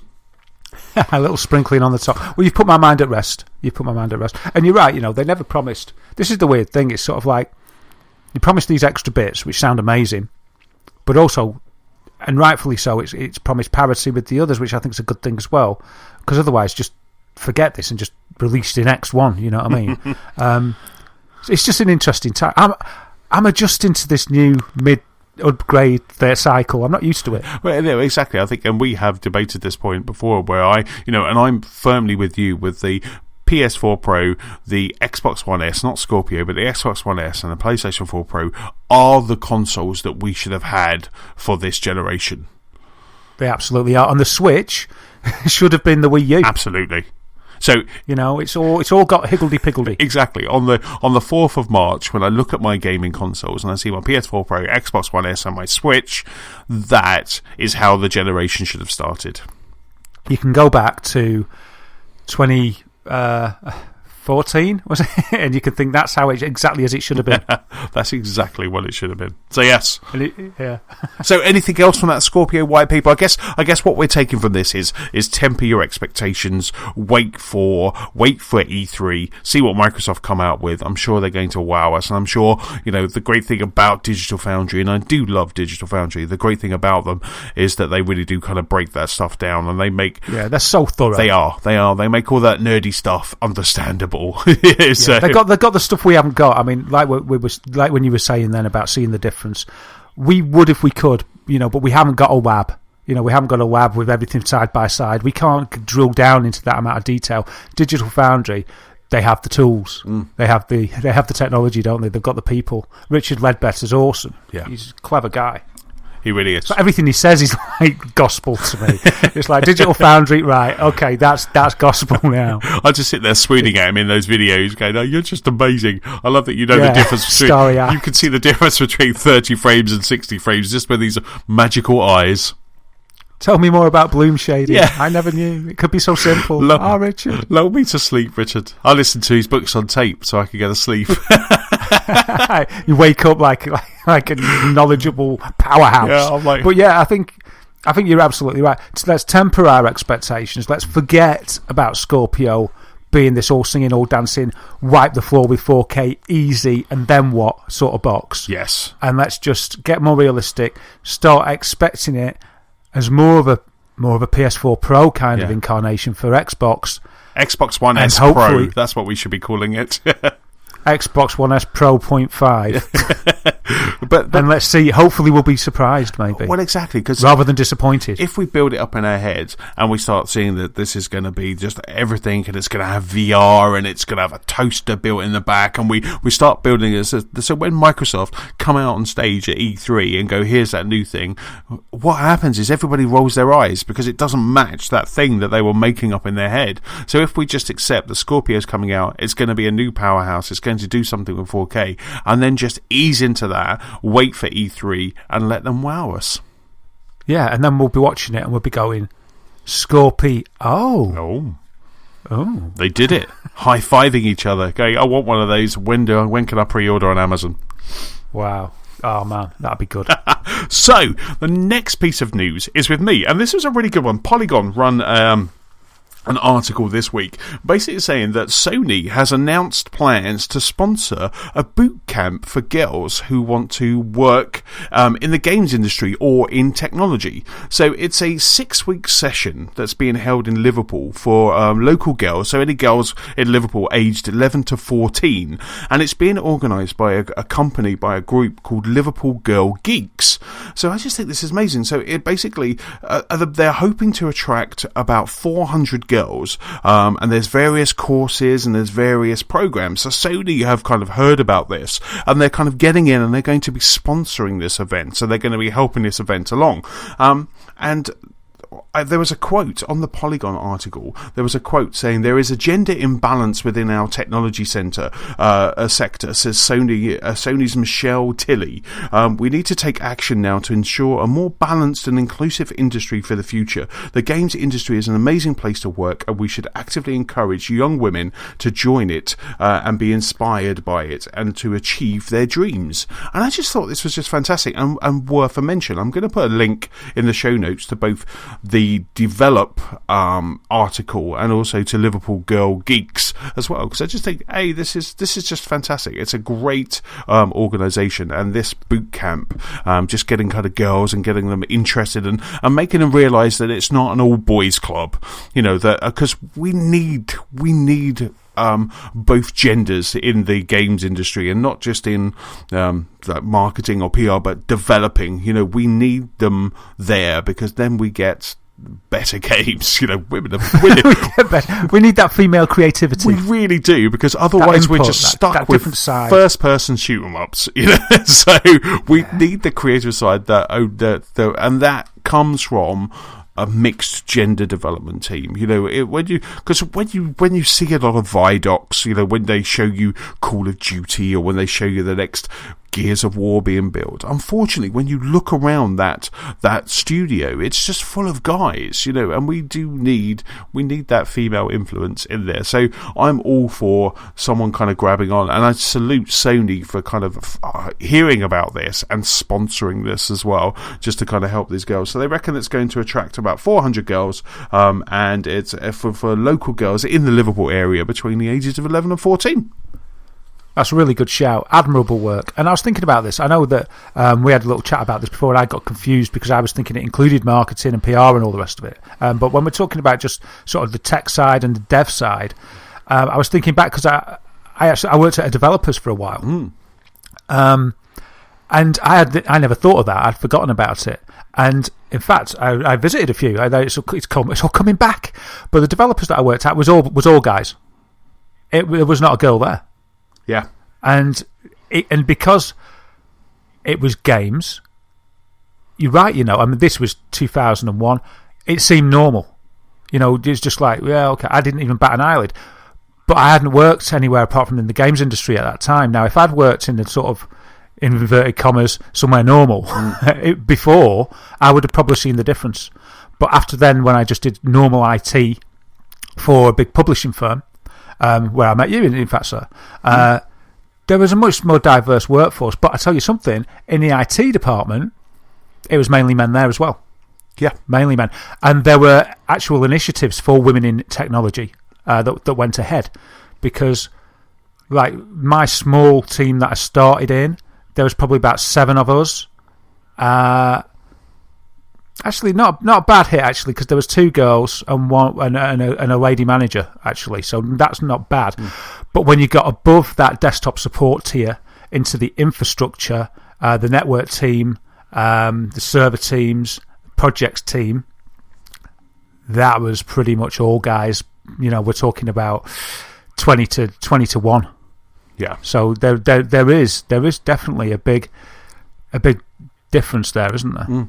No, absolutely. I mean, I've been lucky enough that within the firms that I've worked in, there's always been, I think the last kind of 3 firms, I've always had a female boss, and I really, especially my current boss is very inspiring, and she's absolutely fantastic, and I love the way that she looks at certain problems and the way that we worked it. So it's really nice because she listens to this. She listens and understands where kind of us guys are just like, yeah, well, we'll just throw a bit of technology at it. That was and it's just like, like, no, and it's really nice to have that that kind of reassuring. And I do think that from a certain point of view, and from how from the influences that I've had in my life, kind of growing up, that I do feel that I kind of tackle things in a different way because I have had that mixed influence, and because I've had some very inspiring male bosses as well, and I like the fact that kind of I've had that mixture, and that's why I see that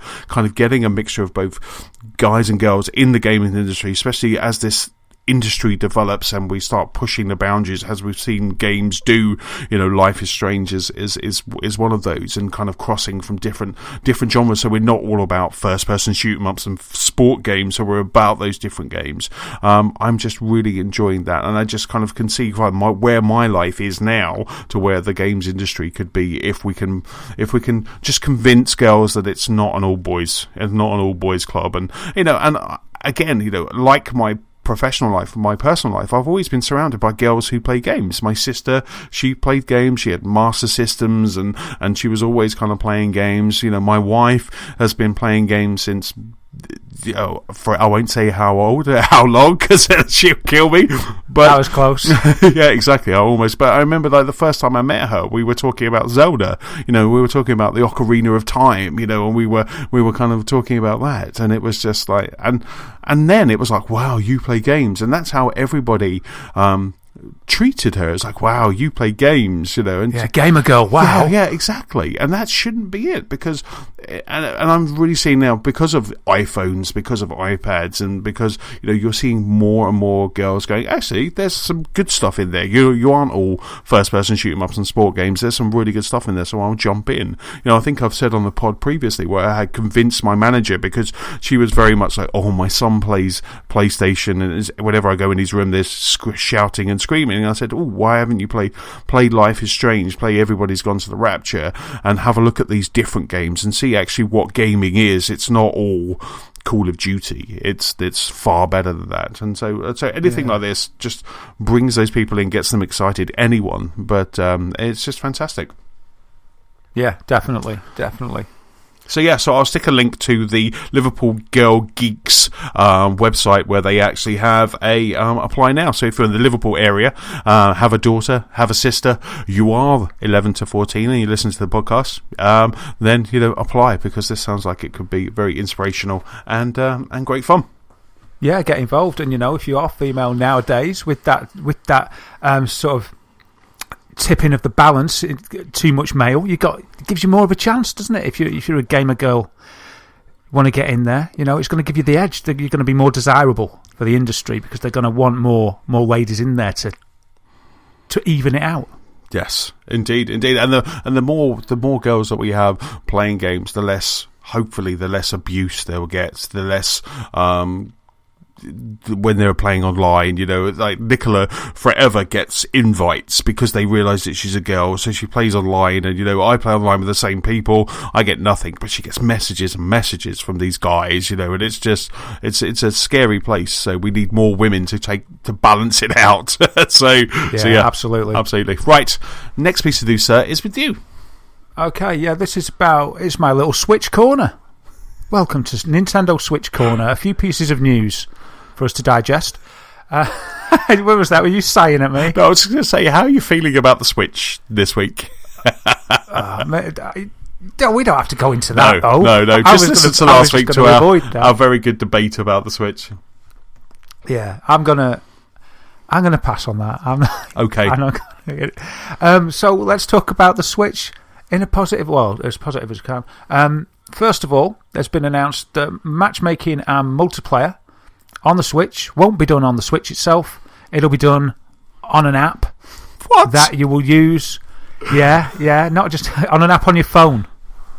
But so separate to the console, it'll be on an app on your smartphone. What about in-game chat? On an app on your smartphone. Isn't that called Skype? Yeah, WhatsApp. Or just using the phone. Yeah. Just using the phone. It's on an app on your smartphone. It's called using the phone. Wow, there's phones on these things. So that was a soundbite or a piece of news or a reveal, if you like, from Reggie Fils-Aimé in an interview with GameSpot that I noticed that set Neo Gaffer light when he made that quote. Bet. I just saw it in NeoGAF, and NeoGAF's changing all the time, so I just opened it to read what that was. And as I was doing it, it just went from like announced to 100 comments, 500 comments, 1,000 comments of people pretty much ranting. Well, NeoGAF's can get a bit toxic anyway, but the consensus was that people were puzzled and not happy, especially confused as well about the fact that Reggie was saying that was the most elegant way to do it. It's kind of like, yeah, shut up everyone. On the console is ridiculous. We thought that it was too cumbersome to carry a gaming headset around with you, so we decided that you could do everything on your phone. And I don't get it. Has he ever fired up an Xbox? Someone should send Reggie an Xbox. An original Xbox. Get Microsoft. yeah. That had it built absolutely. in. Yeah, I know. It's really amazing. And what about your bandwidth on your phone? If you were out and about? Yeah. Well, you're not going to do that out and about. You're not going to sit in a park. You're not going to sit in a park and go, right, Daz, I'm in a park. I fancy a game of Splatoon. So I'm in Brighton Beach. You're in Blackpool Beach. Let's play Splatoon. You'll be like, I'll be home in about 20 minutes. Do you want to play a game of Splatoon? No, you're getting it wrong, right? You ring me. We'll both be at home. We sat there on the console, and you'll say, how about a game of Splatoon? So I'll undock the Switch, and I'll say, I'll meet you in 20 minutes when I'm at the park.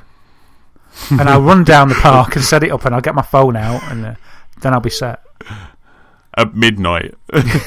But my train journey from Manchester to London, I can't even make a telephone call on that train journey because the reception is so bad. I'm on O2. You're in a tube flying down the countryside, so you don't expect the signal to be good anyway. But I basically, on our instant messaging app that we have at work, I basically put travelling, and that cuts off any telephone calls or any instant messages because it's so frustrating having that call going, yeah, I'm on the train, and then you cut out and they go, yeah, so where were we? Sorry, I forgot. Was you still and so I just now say I'm travelling, no calls, and I can't even make a call. So how am I going to play online game or even want to do that? Why Nintendo? Nintendo they're this company that they make you love them. They're cute, they're lovely, they bring out this fantastic idea. I can't wait for my Switch. I'm generally excited about it, counting down the days, but then they do something like this. I'm sorry, I'm just reporting it as it is. I don't want to, But the creator, and I know they're different companies, but they're not actually, because they're just down the road. The creator or one of the co-creators of Xbox Live, or the server guy, Eric Neustadter, E on Xbox, he was very kind of instrumental in the whole of the kind of server farm and Xbox, and he was on Major Nelson's podcast before he left Xbox, and he went and worked down the road for Pokemon, but he's working at Nintendo, because I think the Microsoft campus and the Nintendo campus are very close to each other in Seattle. So he walked just down the road and he's working for Pokemon / Nintendo. Why aren't they just building? They could emulate Xbox Live and everybody would just be, this is the best thing ever. It's amazing, isn't it? It's amazing. It really is. Have I got something I can read out? The smartphone app that we're creating that will be part of our online service, this is from Reggie, we believe is going to be a very compelling part of the overall proposition, because that's how you'll voice chat, that's how you'll do your matchmaking and create your lobby. We also think it's a very elegant solution, because if you've taken your Switch on the go, you've put yourself in a hotspot, and you're looking to get a quick match of Mario Kart in, to whip out some sort of bulky gamer headset is a bit of a challenge. There's the reasoning. But how am I going to talk to you and listen to my in-game audio if I'm tethered to my phone? I don't know, man. Answers on a postcard. Yeah. Wow. I guess we've got a month and change, and we'll find out. I mean, what Nintendo are like. They're probably just holding back information like they always do, and maybe this is a storm in a teacup. So we'll move on from the multiplayer stuff. If it's an optional thing, he said, we'll move on. But then again, let's just stay here a moment. If it's optional, if it's built into the Switch and with an option to have it on an app, great. But I think it's most important to have it on the console. than to have it just farmed out to an app only. Not absolutely 100% whether it is going to be only app. There is going to be an app. Let's just hope it isn't only on the app, because that just seems ridiculous. Indeed, Xbox has an app. PlayStation has an app. I'm sure Steam has an app. I can send messages to my friends. I can send friend requests. I can, post to our Gamers of Lost Spark clubs and community, all from Xbox One and the PlayStation apps on my phone. I can do all of that. I can say to you, Daz, I'll be online in about an hour to fancy a game. I can do all of that. I can see what you're playing. I can see my achievements. So I understand that there should be an app, and that's a great step forward for Nintendo. But then to control everything else via that is just bonkers. Oh yeah, and this isn't on the notes, but I don't think there's going to be achievements or trophies. I don't think. From what I've read, it's people are saying there is none of that going to happen. Anyway, the next piece that I've actually got on my notes. I love how you go, I'm just going to kick you while you're down. There's no achievements. Why can't there be like Nintendo coins or something like that? So is there trophies? Yeah. Coins, badges, anything. Just something. Again, if Nintendo just look at their competitors and go, what do people like? Actually, people play games more when they're trying to get an achievement. The Xbox One have brought achievements to the front and centre. They've overlaying achievement hunters stuff because people want to play a game differently, more thoroughly for trophies or achievements. Yeah, Sony copied it, Apple copied it, Steam's copied it. Everybody's bought it because why did they do it? They didn't just do it because they wanted to spend money on implementing an achievement structure. They did it because it's addictive. People like it. It keeps them playing. Yeah, and they battle against their friends, going, my gamer score's higher than yours. Yeah, absolutely. It's But by the way, Des, but your trophy score is higher than mine. You're 12, level 12. I don't know how they work. You're level 12 and I'm 8. Oh, I don't really play for trophies because it's weird. I think we've discussed it before. I like achievements, which I'm rubbish at because I've not been playing my Xbox enough. But I don't care about trophies. It's the same thing, isn't it? But, it's kind of good trophies, I suppose, but I don't go for them in the same way. It was the achievements because I think maybe that was the first one, and it sort of etched a little place in my heart. I really love it. So that's just another little thing. Also, we've had the Titanfall 2 designer, what's his name? Mohamed Alavi from Respawn. He was senior designer on Titanfall and Titanfall 2, and he's had a little bit to say about the Switch as well. What did he have to say? On a video cast from YouTube's Drunk Tech review channel, he said, I'm going to tell you, I was excited about it because Nintendo's been such a niche market recently, like catering to the handheld, and I'm going to be honest with you, the kids, they've been so underpowered in terms of hardware that they don't have the support of the third parties because they're all making games for PC, PS4 and Xbox One, and the Switch is no different. Then he was asked by Drunk Tech's host whether Titanfall 2 could go onto the Switch, and he said, no way, but a lot stronger than that. No, you're not going to be able to fit Titanfall 2. It's the same. That's the same Zelda for the Wii U, and laughed. I don't know what he means by that, but I don't know what the Zelda comment means. But he's saying, basically, you're not going to get Titanfall 2 on it because it can't do it, presumably. So that's interesting. So his opinion is that it hasn't got the power, so the third parties won't come. Unfortunately, they didn't do much in the presentation to assuage that fear because all they showed was the splash screen, didn't they? If they'd have shown more, that's kind of a letter of intent, isn't it? It's like, yes, we are interested potentially in making something for the Switch, and it's like, right, great, we'll put them on the board. That's a world away from actually having something, isn't it? So yes. Yeah, absolutely. At some point, will you make a game for the Switch? Yeah, maybe. Okay, bam, splash. Yeah, that's another 80 developers on board. But, we'll see what happens. The strong point has always been the first-party titles, but they could just nail it if they got the third-party people there. The next little thing I've got is their launch title lineup. There's been a few games announced, another 3, coming from Tomorrow Corporation. These games are games that have already appeared on other systems. They're good, though. You've got World of Goo, Little Inferno, and Human Resource Machine. So all good games from this great little developer. None of them, they're not graphical powerhouses or anything. They're good, they're solid games, but they're the kind of games you could play on a tablet, I suppose. But yes, yeah. Well, the goose out on your iPad, isn't it? Yeah, absolutely, yeah. But it is a good game, isn't it? I played that first on, I think Wii. I think Wii was where I got that first. So again, not setting the world on fire with the technology, but it increases the launch lineup from that original 5 or whatever it was. And the last thing that I actually meant to add to the notes, and I just hastily typed a moment ago because I remembered it, was, did you see the Eurogamer thing about Nintendo could be downloading the ROMs that we buy off them on the virtual console? They could be downloading them as ROMs from the internet and then selling them back to us. No. Well, I'll have to find the link for this as well for people to read the sort of... They've gone onto an emulator site. They've just gone file save as. They've downloading them.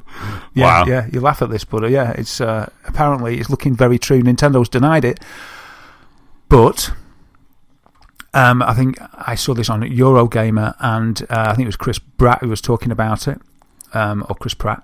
I can't remember which of those it was. And basically, Chris Pratt's the guy from Guardians of the Galaxy, so it's probably not him. Chris Pratt. Maybe he's been doing some research as well. But basically, it came to light that somebody out there on the internet had been doing some digging into the code of a ROM, and this was, I think it was like Super Mario.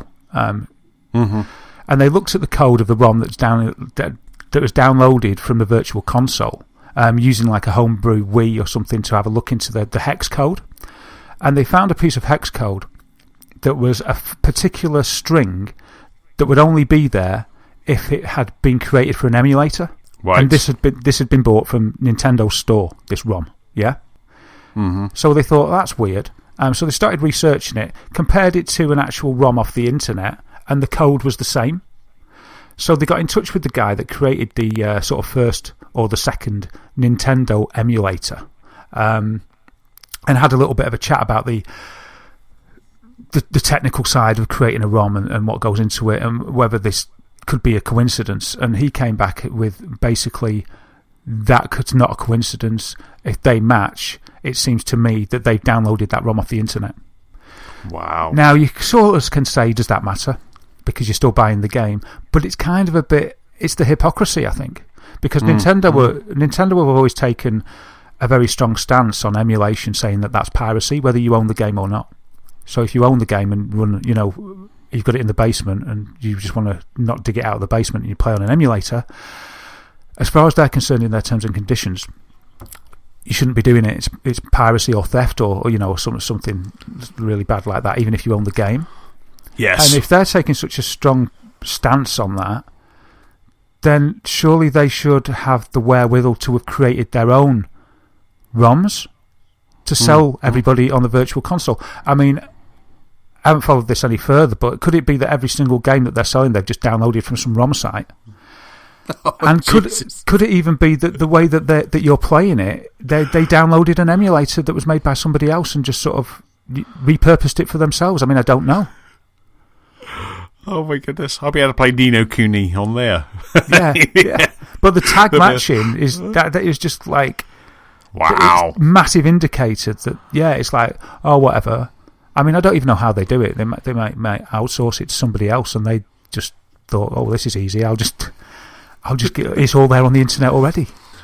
Yeah, you got this crack team at Microsoft who've built this backwards compatible engine that allows us to have like such games as like Rare Replay and stuff, and then you get Nintendo that are just basically copy something from the internet. Yeah, it's just, and then sell it. You've stolen someone else's homework. Yeah, I know, and for such a high price as well that they sell these games, and they keep reselling them as well. On every platform. It's not like they carry them with you with your account, etc. So that's my probably less than positive Nintendo Switch corner. Awesome. See, it's called Watch Tony Cry Corner. Right, next piece of news is with me. Now, this is quite an interesting one. I was listening to a podcast. I was listening to Major Nelson's podcast, and they were talking about the new update that we were talking about last week, the new creators update that we were talking about last week. And one of the new features that they mentioned in this pod, and I'll stick a link to the video version of this, was that the new Xbox update that is rolling out now, and they're rolling out to people at the moment, anyone who has kind of been actively feeding back in their insiders program, and then they're going to just gently trickle it out and bring more and more people in. So, if you have opted into that insider program from your Xbox One Dash, then expect to see this kind of within the next kind of 4 weeks. It's going to hit your Dash, and they said that hopefully they will roll out the full update, not the full update, but the full update before E3. But one of the really interesting features, and this is quite good for you, Darren, one of the interesting features was that they're bringing in Copilot. So a Copilot mode. And what this Copilot mode does is it enables you, maybe not so much now that Sam is a roguelike gaming extraordinaire, but especially when Sam was younger, this would enable you to grab another controller, and you would allow Sam maybe to walk around, in a 3D environment. You would allow him to walk around and use the left stick, but you would be able to control the right stick. So you can then just actually help Sam kind of navigate a 3D world, by helping him with your Copilot with the other controller. Now, this obviously works really well for young gamers, or gamers that have trouble with maybe holding the controller, because they're so tiny, holding the controller in their hands. But it also works for maybe kind of disabled gamers as well. So those gamers that maybe need a little bit of help getting to some of the buttons, or a bit of a help using one of the thumbsticks. This Copilot mode means that someone can jump in with them and can just help them, and can help them play the games that they've always wanted to play. So I just thought, this is absolutely fantastic. So this is such a great mode. And the great thing about it is you don't have to wait for games to be Copilot enabled, and that's the name of this mode, because Microsoft are doing it at a OS level. So that means that every game that's out there now is Copilot enabled already. So you can just go into the settings, you can say enable Copilot, I'm going to take over maybe the right trigger and the right stick, and then off you go. And then you just jump in, and whatever game you're playing, you can just play as in this Copilot mode. I love it. And not only that, you can sort of ad hoc create multiplayer challenges, couch co-op challenges, and multiplayer games by splitting the pad. Yes. I mean, Overcooked does a thing where you can play 4 people with 2 people, 1 controller. I don't want to be that close to Nicola because she'd kill me. The firing line. Absolutely kill me.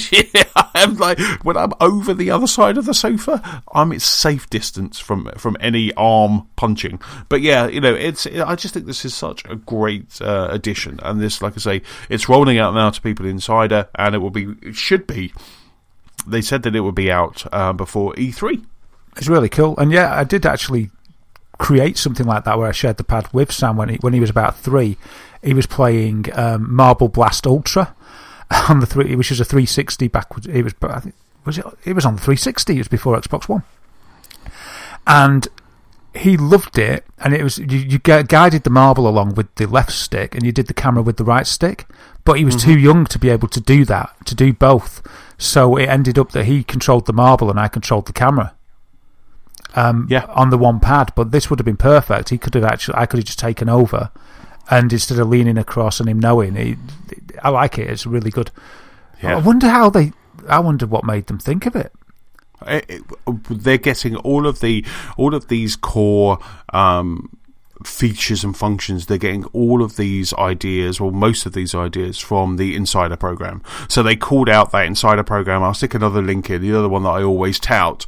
They called out again on this podcast. They said, thanks for everyone for submitting and voting on these ideas, because they're getting a lot of their ideas for the updates from there. So this is the one place that they're going to kind of have a look, see if something's very popular, if it's getting lots of votes.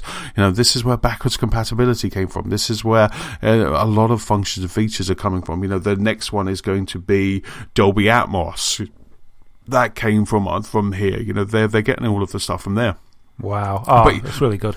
But you're right, the co-pilot mode is so good, because I remember when, and apologies Will if you're listening, but I remember when Will was very young and we were playing Ratchet. I think it might be Ratchet 2 or maybe Ratchet and Clank 1 or Ratchet and Clank 2, where he was, he thought he was playing, but we were all sitting behind him kind of controlling the game, but he's sitting there with a pad, and then, as he progressed, got a little bit older, he then suddenly started playing more and more, and then suddenly we're like, actually, he just plays it now, and then he became really good at a very young age. He was like a little kind of child genius when it came to Ratchet and Clank games and Mario Kart as well, I remember. And then, and now he's kind of just plays Call of Duty all the time. So it's wasted on him. But, so it stops you from doing that. So it stops you from lying to your children now. You can actually just kind of go in co-pilot and then just kind of help them use it. I think it's an absolutely fantastic addition. Yeah, and so inch them in to be able to play it. Because a mate of mine who went even a step further than me sharing the pad. I remember when I visited him, and his son was about 3 years ago, and his son thought he was playing Batman. But Steve was just sat there saying, yeah, I'm playing it. He doesn't know. He used to just sit him in the floor with a pad. The pad was switched off, and he just played Batman. Yeah, that's exactly what we did with Will. We were just like, his one wasn't plugged in. It's funny, because back then they were plugged in. Because this was PlayStation 2, I guess, Ratchet and Clank. The days of wires. Yes. Oh, I'm so glad we don't have wires anymore. Yeah, so archaic. Yeah, indeed. So the next piece of news set is with you. Yeah, so this is about an announcement from good old Mike Ibarra, who is obviously the Director of Program Management for Xbox. He made an announcement on Twitter. When did this go live? Probably about the same time as this podcast I was listening to about the update. Yeah, live, probably. Yeah, it probably was. So he's announced that they've replaced Snap. So the Snap option on the Xbox they're getting rid of, and they're going to do that to improve multitasking, reduce memory use, improve overall speed, and free up resources going forward, and this is the big bit, for bigger things. Oh, what could bigger things be? But yeah, that's good. I never liked Snap, if I'm brutally honest. I used to find it a faff.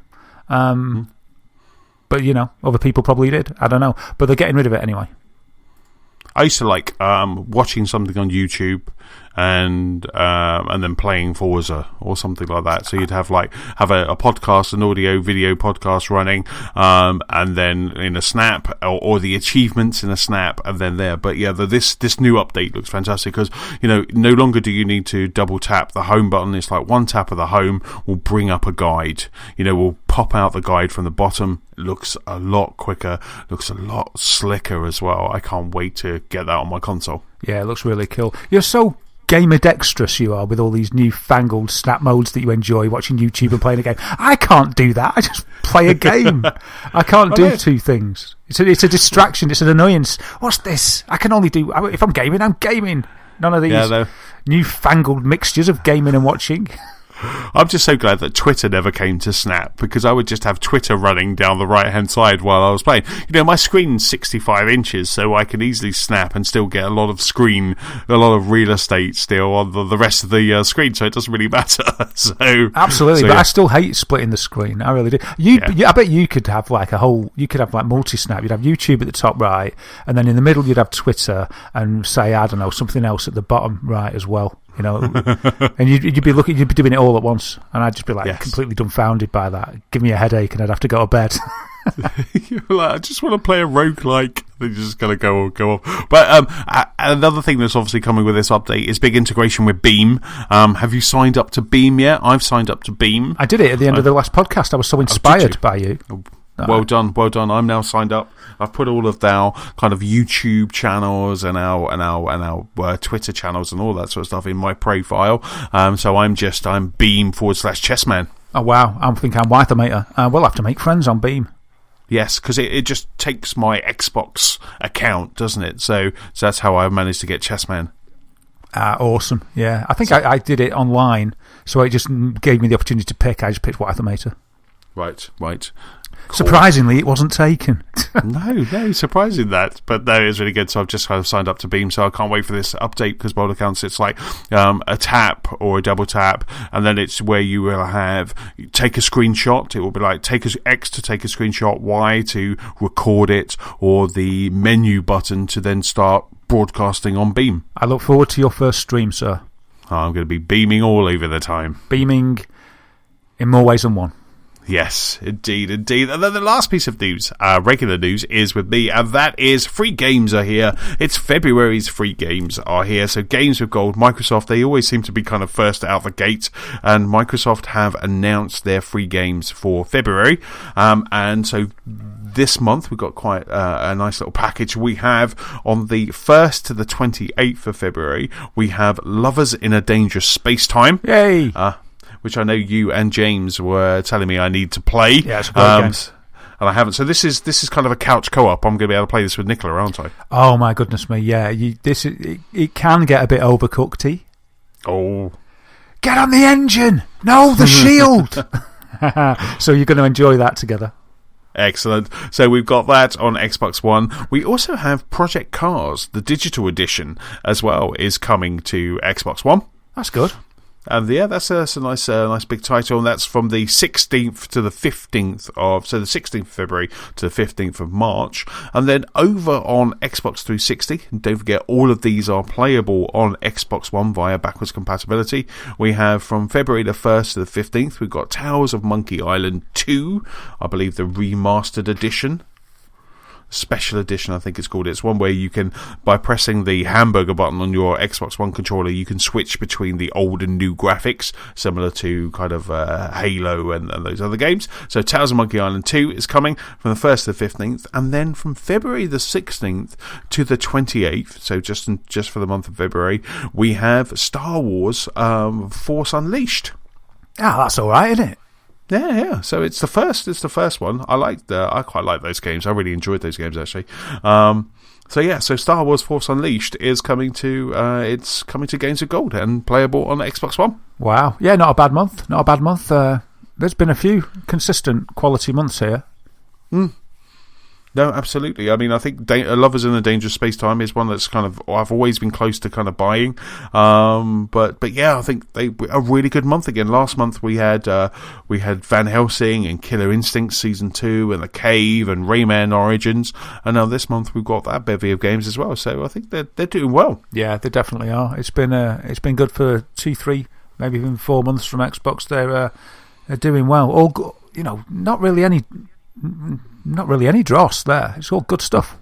No, so hopefully by the next time we pop by next week, we might have the PS Plus, Sony's offerings. Yeah, and we'll see what they've got to offer. Superb, and that is it for all of our regular news. As always, now is the time that we head over to that VR news desk for all the latest in VR.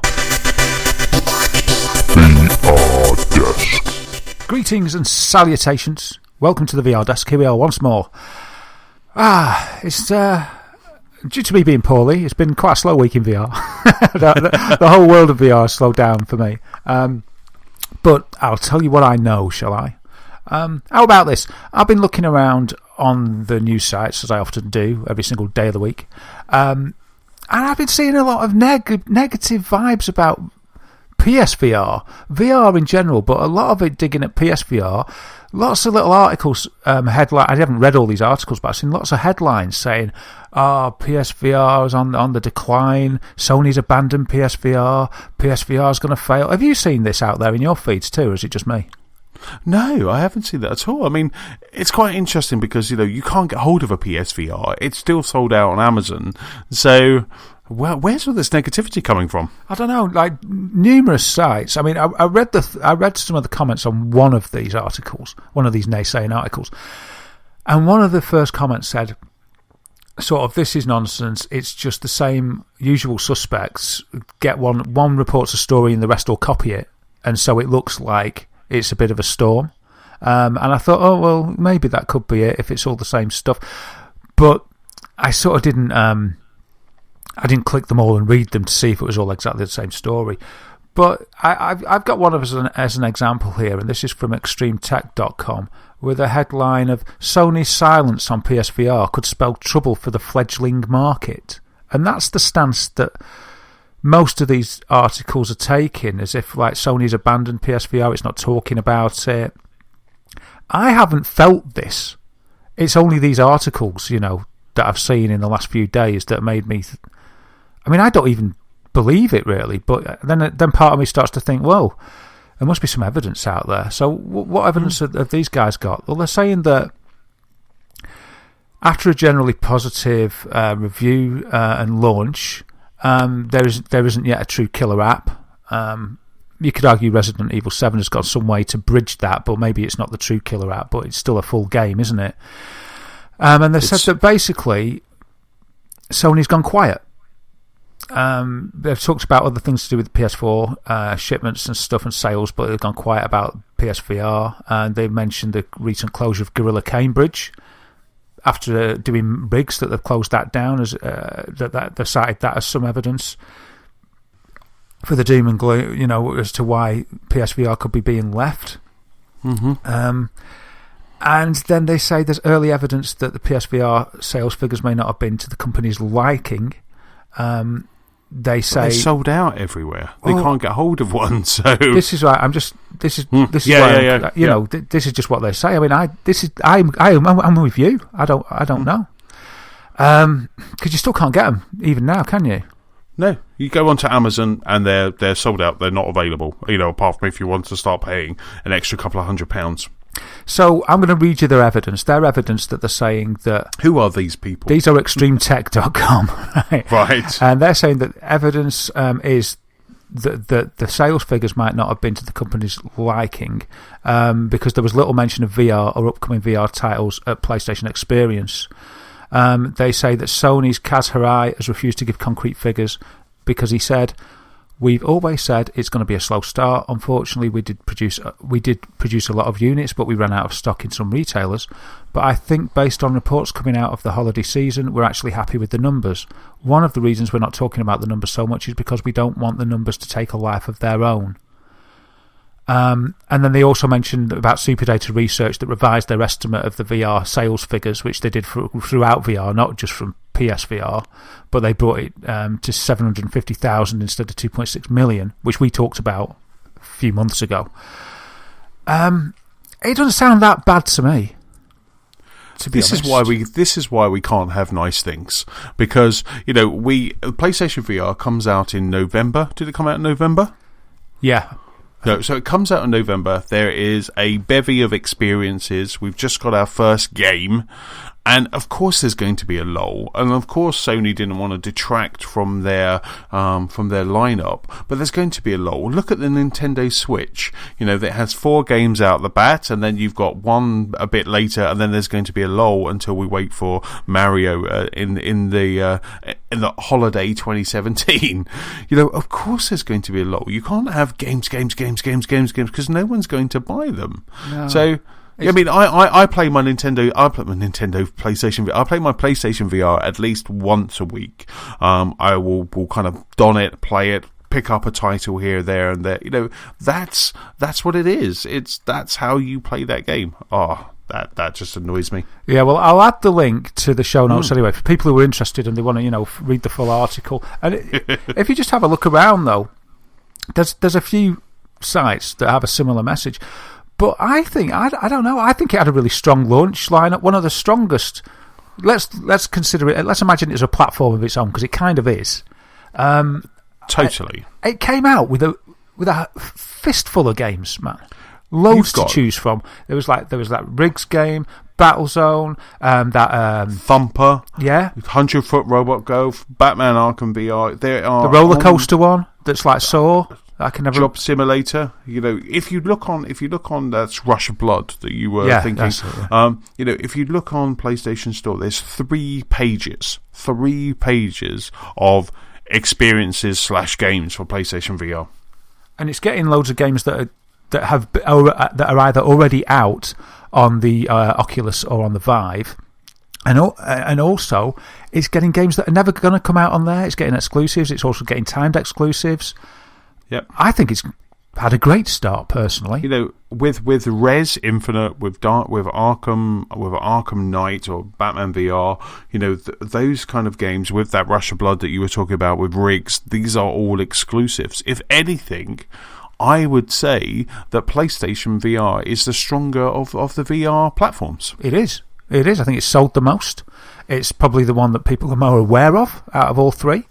And that's because it's been sold on top of a massive existing user base. So, you know, I don't think the bottom's fallen out of it yet, but we'll see. We'll see. But if you're interested, I'll include the link in the show notes, extremetech.com. Sony's silence, spelling trouble for the fledgling market of VR. I'll read. Let us know what you think. I think me and Antony are in agreement that we think that it's okay, that things are okay.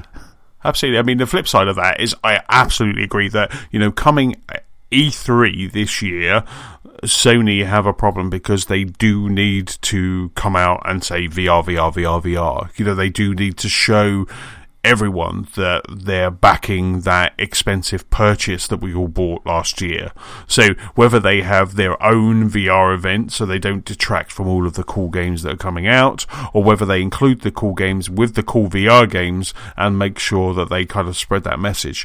This kind of dross I would probably expect if after E3 if Sony didn't say anything about PlayStation if they did a VR, Vita on it, then I would expect this kind of nonsense. Yeah, I quite agree. And it's not just PSVR as well that I think needs to do something this year. It's also the Vive and the Oculus as well. I think the main three, they all need to. I think, you know, we decided in 2015, we said 2016 is the year of VR because then that's when it all came out, and it did, and it's been great fun. But 2017 is the year when VR needs to prove itself. It needs to prove it merits an existence. Establish itself and get bedded down and bring out some really good games. No, absolutely. Find its niche, yeah. Yeah, and the problem is a lot of people are worried because Sony have a track record of bringing something out and then just letting it go. You know, I'm looking at you, PlayStation Eye. You know, I'm looking at you, PlayStation Vita. You know, I love my Vita. It's a great indie console, but once that Switch comes out, that Vita's going to get a lot of dust on it. Yeah. So, but they do that. They bring out these games and they bring out these peripherals, these consoles, these added accessories, and then they don't back them. So I can see. So you think these sites might be just sort of it's a knee jerk, isn't it? To that, it's being a parasite off that doom and gloom, sort of feeding off that history of abandoning peripherals and trying to get a bit of fear mongering going. Yeah, it's very easy to sit down and go, okay, PlayStation did this previously. They haven't said anything for 2 or 3 weeks. You know, don't forget it was Christmas. They haven't said anything for 2 or 3 weeks. I'm going to write this fluff piece, and I'm going to do that. So yeah, that's very easy to do that. Yeah, that's fair enough. So yeah, that was that. Just thought I'd mention it. You know, it's really interesting. Both sides of the coin. This was interesting. I noticed today. It seems that it's back to the Scorpio, and I could have mentioned this as part of the Scorpio bit, to be honest, but as it was a bit VR-y, I thought I'd hold it back for the VR desk. Oh, you tease. Oh, yes, I know. So what this is that somebody's noticed that Microsoft have updated the website and removed the Scorpio website, okay, which is xbox.com / for us, en-gb / project-Scorpio. That was a mouthful. I'll never do that again. And that was a short title as well. So they had their link that has a big sort of picture showing the benefits of Scorpio. And it said at one point, high fidelity VR on this bullet point thing, and they've removed it. Right. At the same time as this white paper gets leaked, and we temper our expectations of what Scorpio can do, and 4K, a 4K point, you know, a native 4K resolution point would be able to give great VR. Yet they've taken it off. Whether that's because of tempering expectations on the spec of the machine, or whether they've just decided not to go with VR on the Scorpio, it's probably going to be one of those things. They've taken it off the notes, so it's quite interesting. It's interesting that they've left true 4K gaming on there, though. Well, maybe they're still aiming for that benchmark. Maybe that's kind of what they're kind of aiming for, and as a nice kind of PR spin, they'll get there for something like Mantis Burn Racing. Yeah. Why do you think? Yeah, it's like Cuphead will be in native 4K. Big sale, and it's like 70%, but then the really small print up to 70% off. It's like Yes. up to, or your broadband. It's like, Anthony, I could give you 1,000 megasecond. Oh, sorry, just up to. It's just very tiny, just there, up to 1,000 meg, but you'll probably get 20. But why do you think they would remove, if they've left the 4K bit on, why do you think they would remove the mention of high fidelity VR from the bullet points for Scorpio? Do you think they've decided to not bother with it? Do you think they've decided, I don't know, that because HoloLens has got its own computer in it, it's not going to, that's its own thing? But Or since Palmer Lucky's gone rogue, they've decided that they're not going to get in bed with Oculus. They've washed their hands of the whole Grizzly business. Yes. And that could be it, couldn't it? They've decided to just disassociate themselves from that. Interesting, I hadn't thought of that. they've decided, and they can't get HTC Vive over, and obviously not PlayStation VR. So they've decided that they'll stop it for a while because they don't want to be tarred with the Oculus brush at the moment while it's in a bit of turmoil. Interesting, yeah. So just snip that little bit off the website, and jobs are good. Indeed, would you buy another VR HMD if Scorpio supported Oculus? Would you buy Oculus to play a Scorpio game such as like Halo in VR or something like that?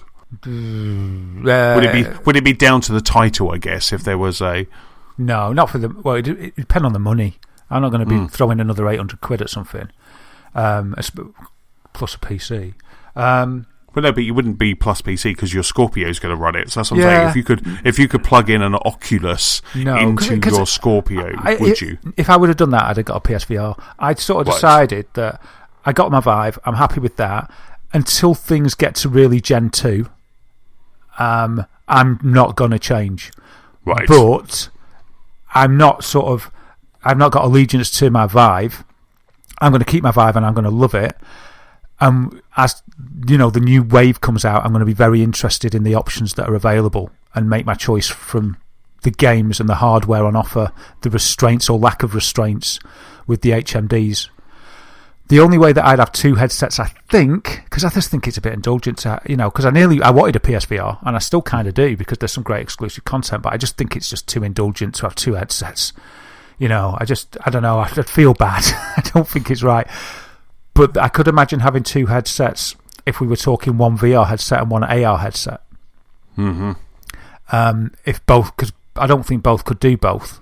Maybe in the future. Right. Maybe in the future they will be able to. Maybe in the future an AR headset could you could close it down with a sort of a cover that pulled down at the front and blacked it off, and then it became VR, and you lifted it up and it was glass and AR. So maybe I could imagine having an AR and a VR. Even at the moment, though, actually, there's been, with the table tennis, for instance, I said to Claire the other day, I said, if only we had two of these Vives and we could play together, it'd be so much cheaper just to buy a table tennis table. But there you go, that's how I think. So, yeah, I've not thought of that idea, that maybe they just want a little bit of distance while all this unpleasantness is going on. So that's really cool. You've made me... You've got my wheels turning. Yeah. Awesome. Your Columbo. You'll be donning your Columbo jacket and investigating now after this pod. You're the Columbo, mate. There's just one thing that bothers me, Dad.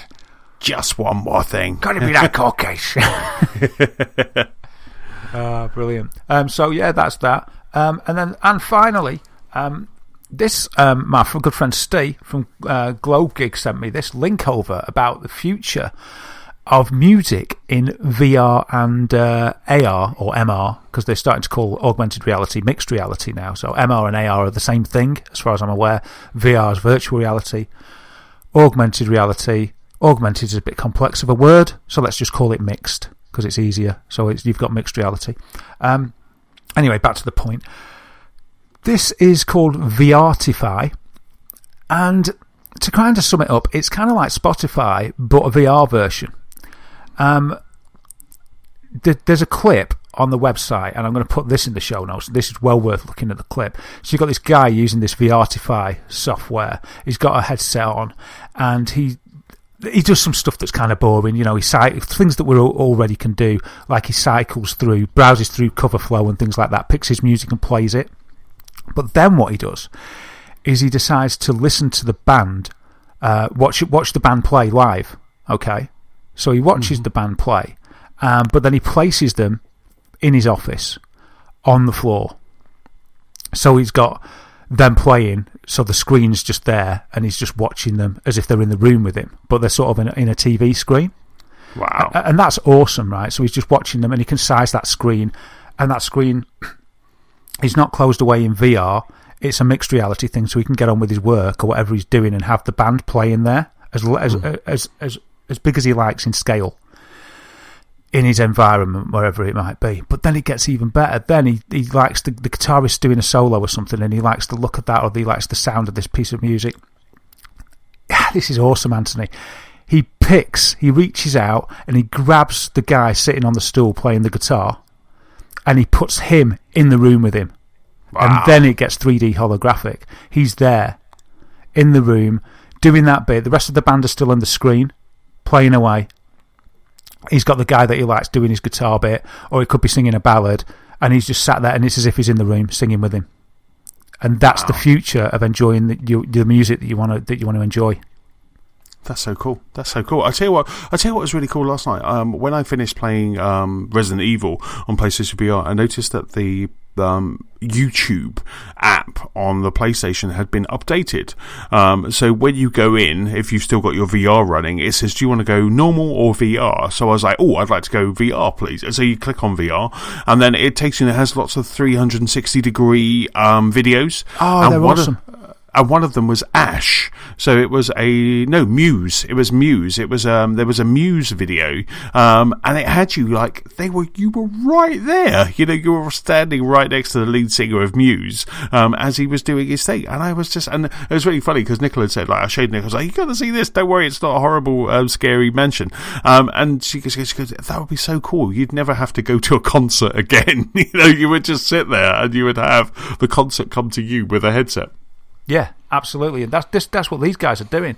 It's just so cool, isn't it? Yeah, he's watching an unplugged session, and he grabs the lead singer, with a pinch gesture. He grabs the stool that he's sitting on, picks him out of the screen, because the screen's just virtual, and it's there in the software to allow this to happen. And he puts the stool on his floor in his room, and the guy carries on singing with the rest of the band on the screen on the wall. It's really cool, man. You've got to watch it. That's so cool. That's so cool. Yeah, really stick a link in. That looks like it's worthwhile of a link. Yeah, it's really good. They're going to... I mean, this is... I don't think many people have heard of this yet, but they're going to have 65 premium and exclusive channels with immersive music content. I think that's going to be the key, isn't it? The immersive music content. And it's going to have service providers like Spotify, SoundCloud and Deezer all being accessible for the first time in virtual and mixed reality, with more than 50 concerts and music shows available in VR and mixed reality, and a massive library with loads of great artists, they say, like Coldplay, Sting, Florence and the Machine, 21 Pilots, and many more. This is awesome, man. I mean, imagine that, like the Philharmonic Orchestra playing your favourite game soundtrack or something. That's probably a little bit left field, but then you put them round you. Instead of actually being on a 360 video where you can look round, you pull them into your world. Man, it's cool. It's cool. That'd be so cool. I just have Prince playing in my office all the time. Yeah, and you'd have him playing on your whole wall. You've got a blank wall, and there he is. And then you're like, I love this bit. Prince, get in the room with me, man. And he's just there, and you could be like dancing next to him, giving it welly with your hairbrush, singing next to him. Yeah. And it'd be like he's there, man. Oh wow. That's just so awesome. That's fantastic. So yeah, stick a link on that and I'll take a look. And don't forget, you can have a look on our website. There's always a link on Twitter or on Facebook, and you can jump off to our webpage where we have all of these links are there. So that's about it for this episode, and a big thank you for listening. Don't forget, you can keep up with us, and this is where that page will be, at gamersoflostspark.com. You can also find us on Facebook, on Twitter, we're at Lost Spark Pod, and you can also find us on YouTube and the Gamers of Lost Spark PS4 community and Xbox One club. Daz, where can we find you online? Yeah, you can get me as whitepaper on PS4, Xbox One and Twitch, Dazagamer on YouTube, and at Dazwitham on Twitter. Awesome. And for me, I am Chessman on Xbox Live and Beam, and I'm PS-Chessman on the PlayStation Network, and Chessman UK on Twitter and Nintendo. Don't forget, if you have any feedback, please send it to our email address. That's feedback@gamersoflostspot.com. Also, if you're feeling generous, please give us a review on iTunes. So that's about it. I'm going to go and play some more Resi. I'll talk to you later. Bye. Bye-bye.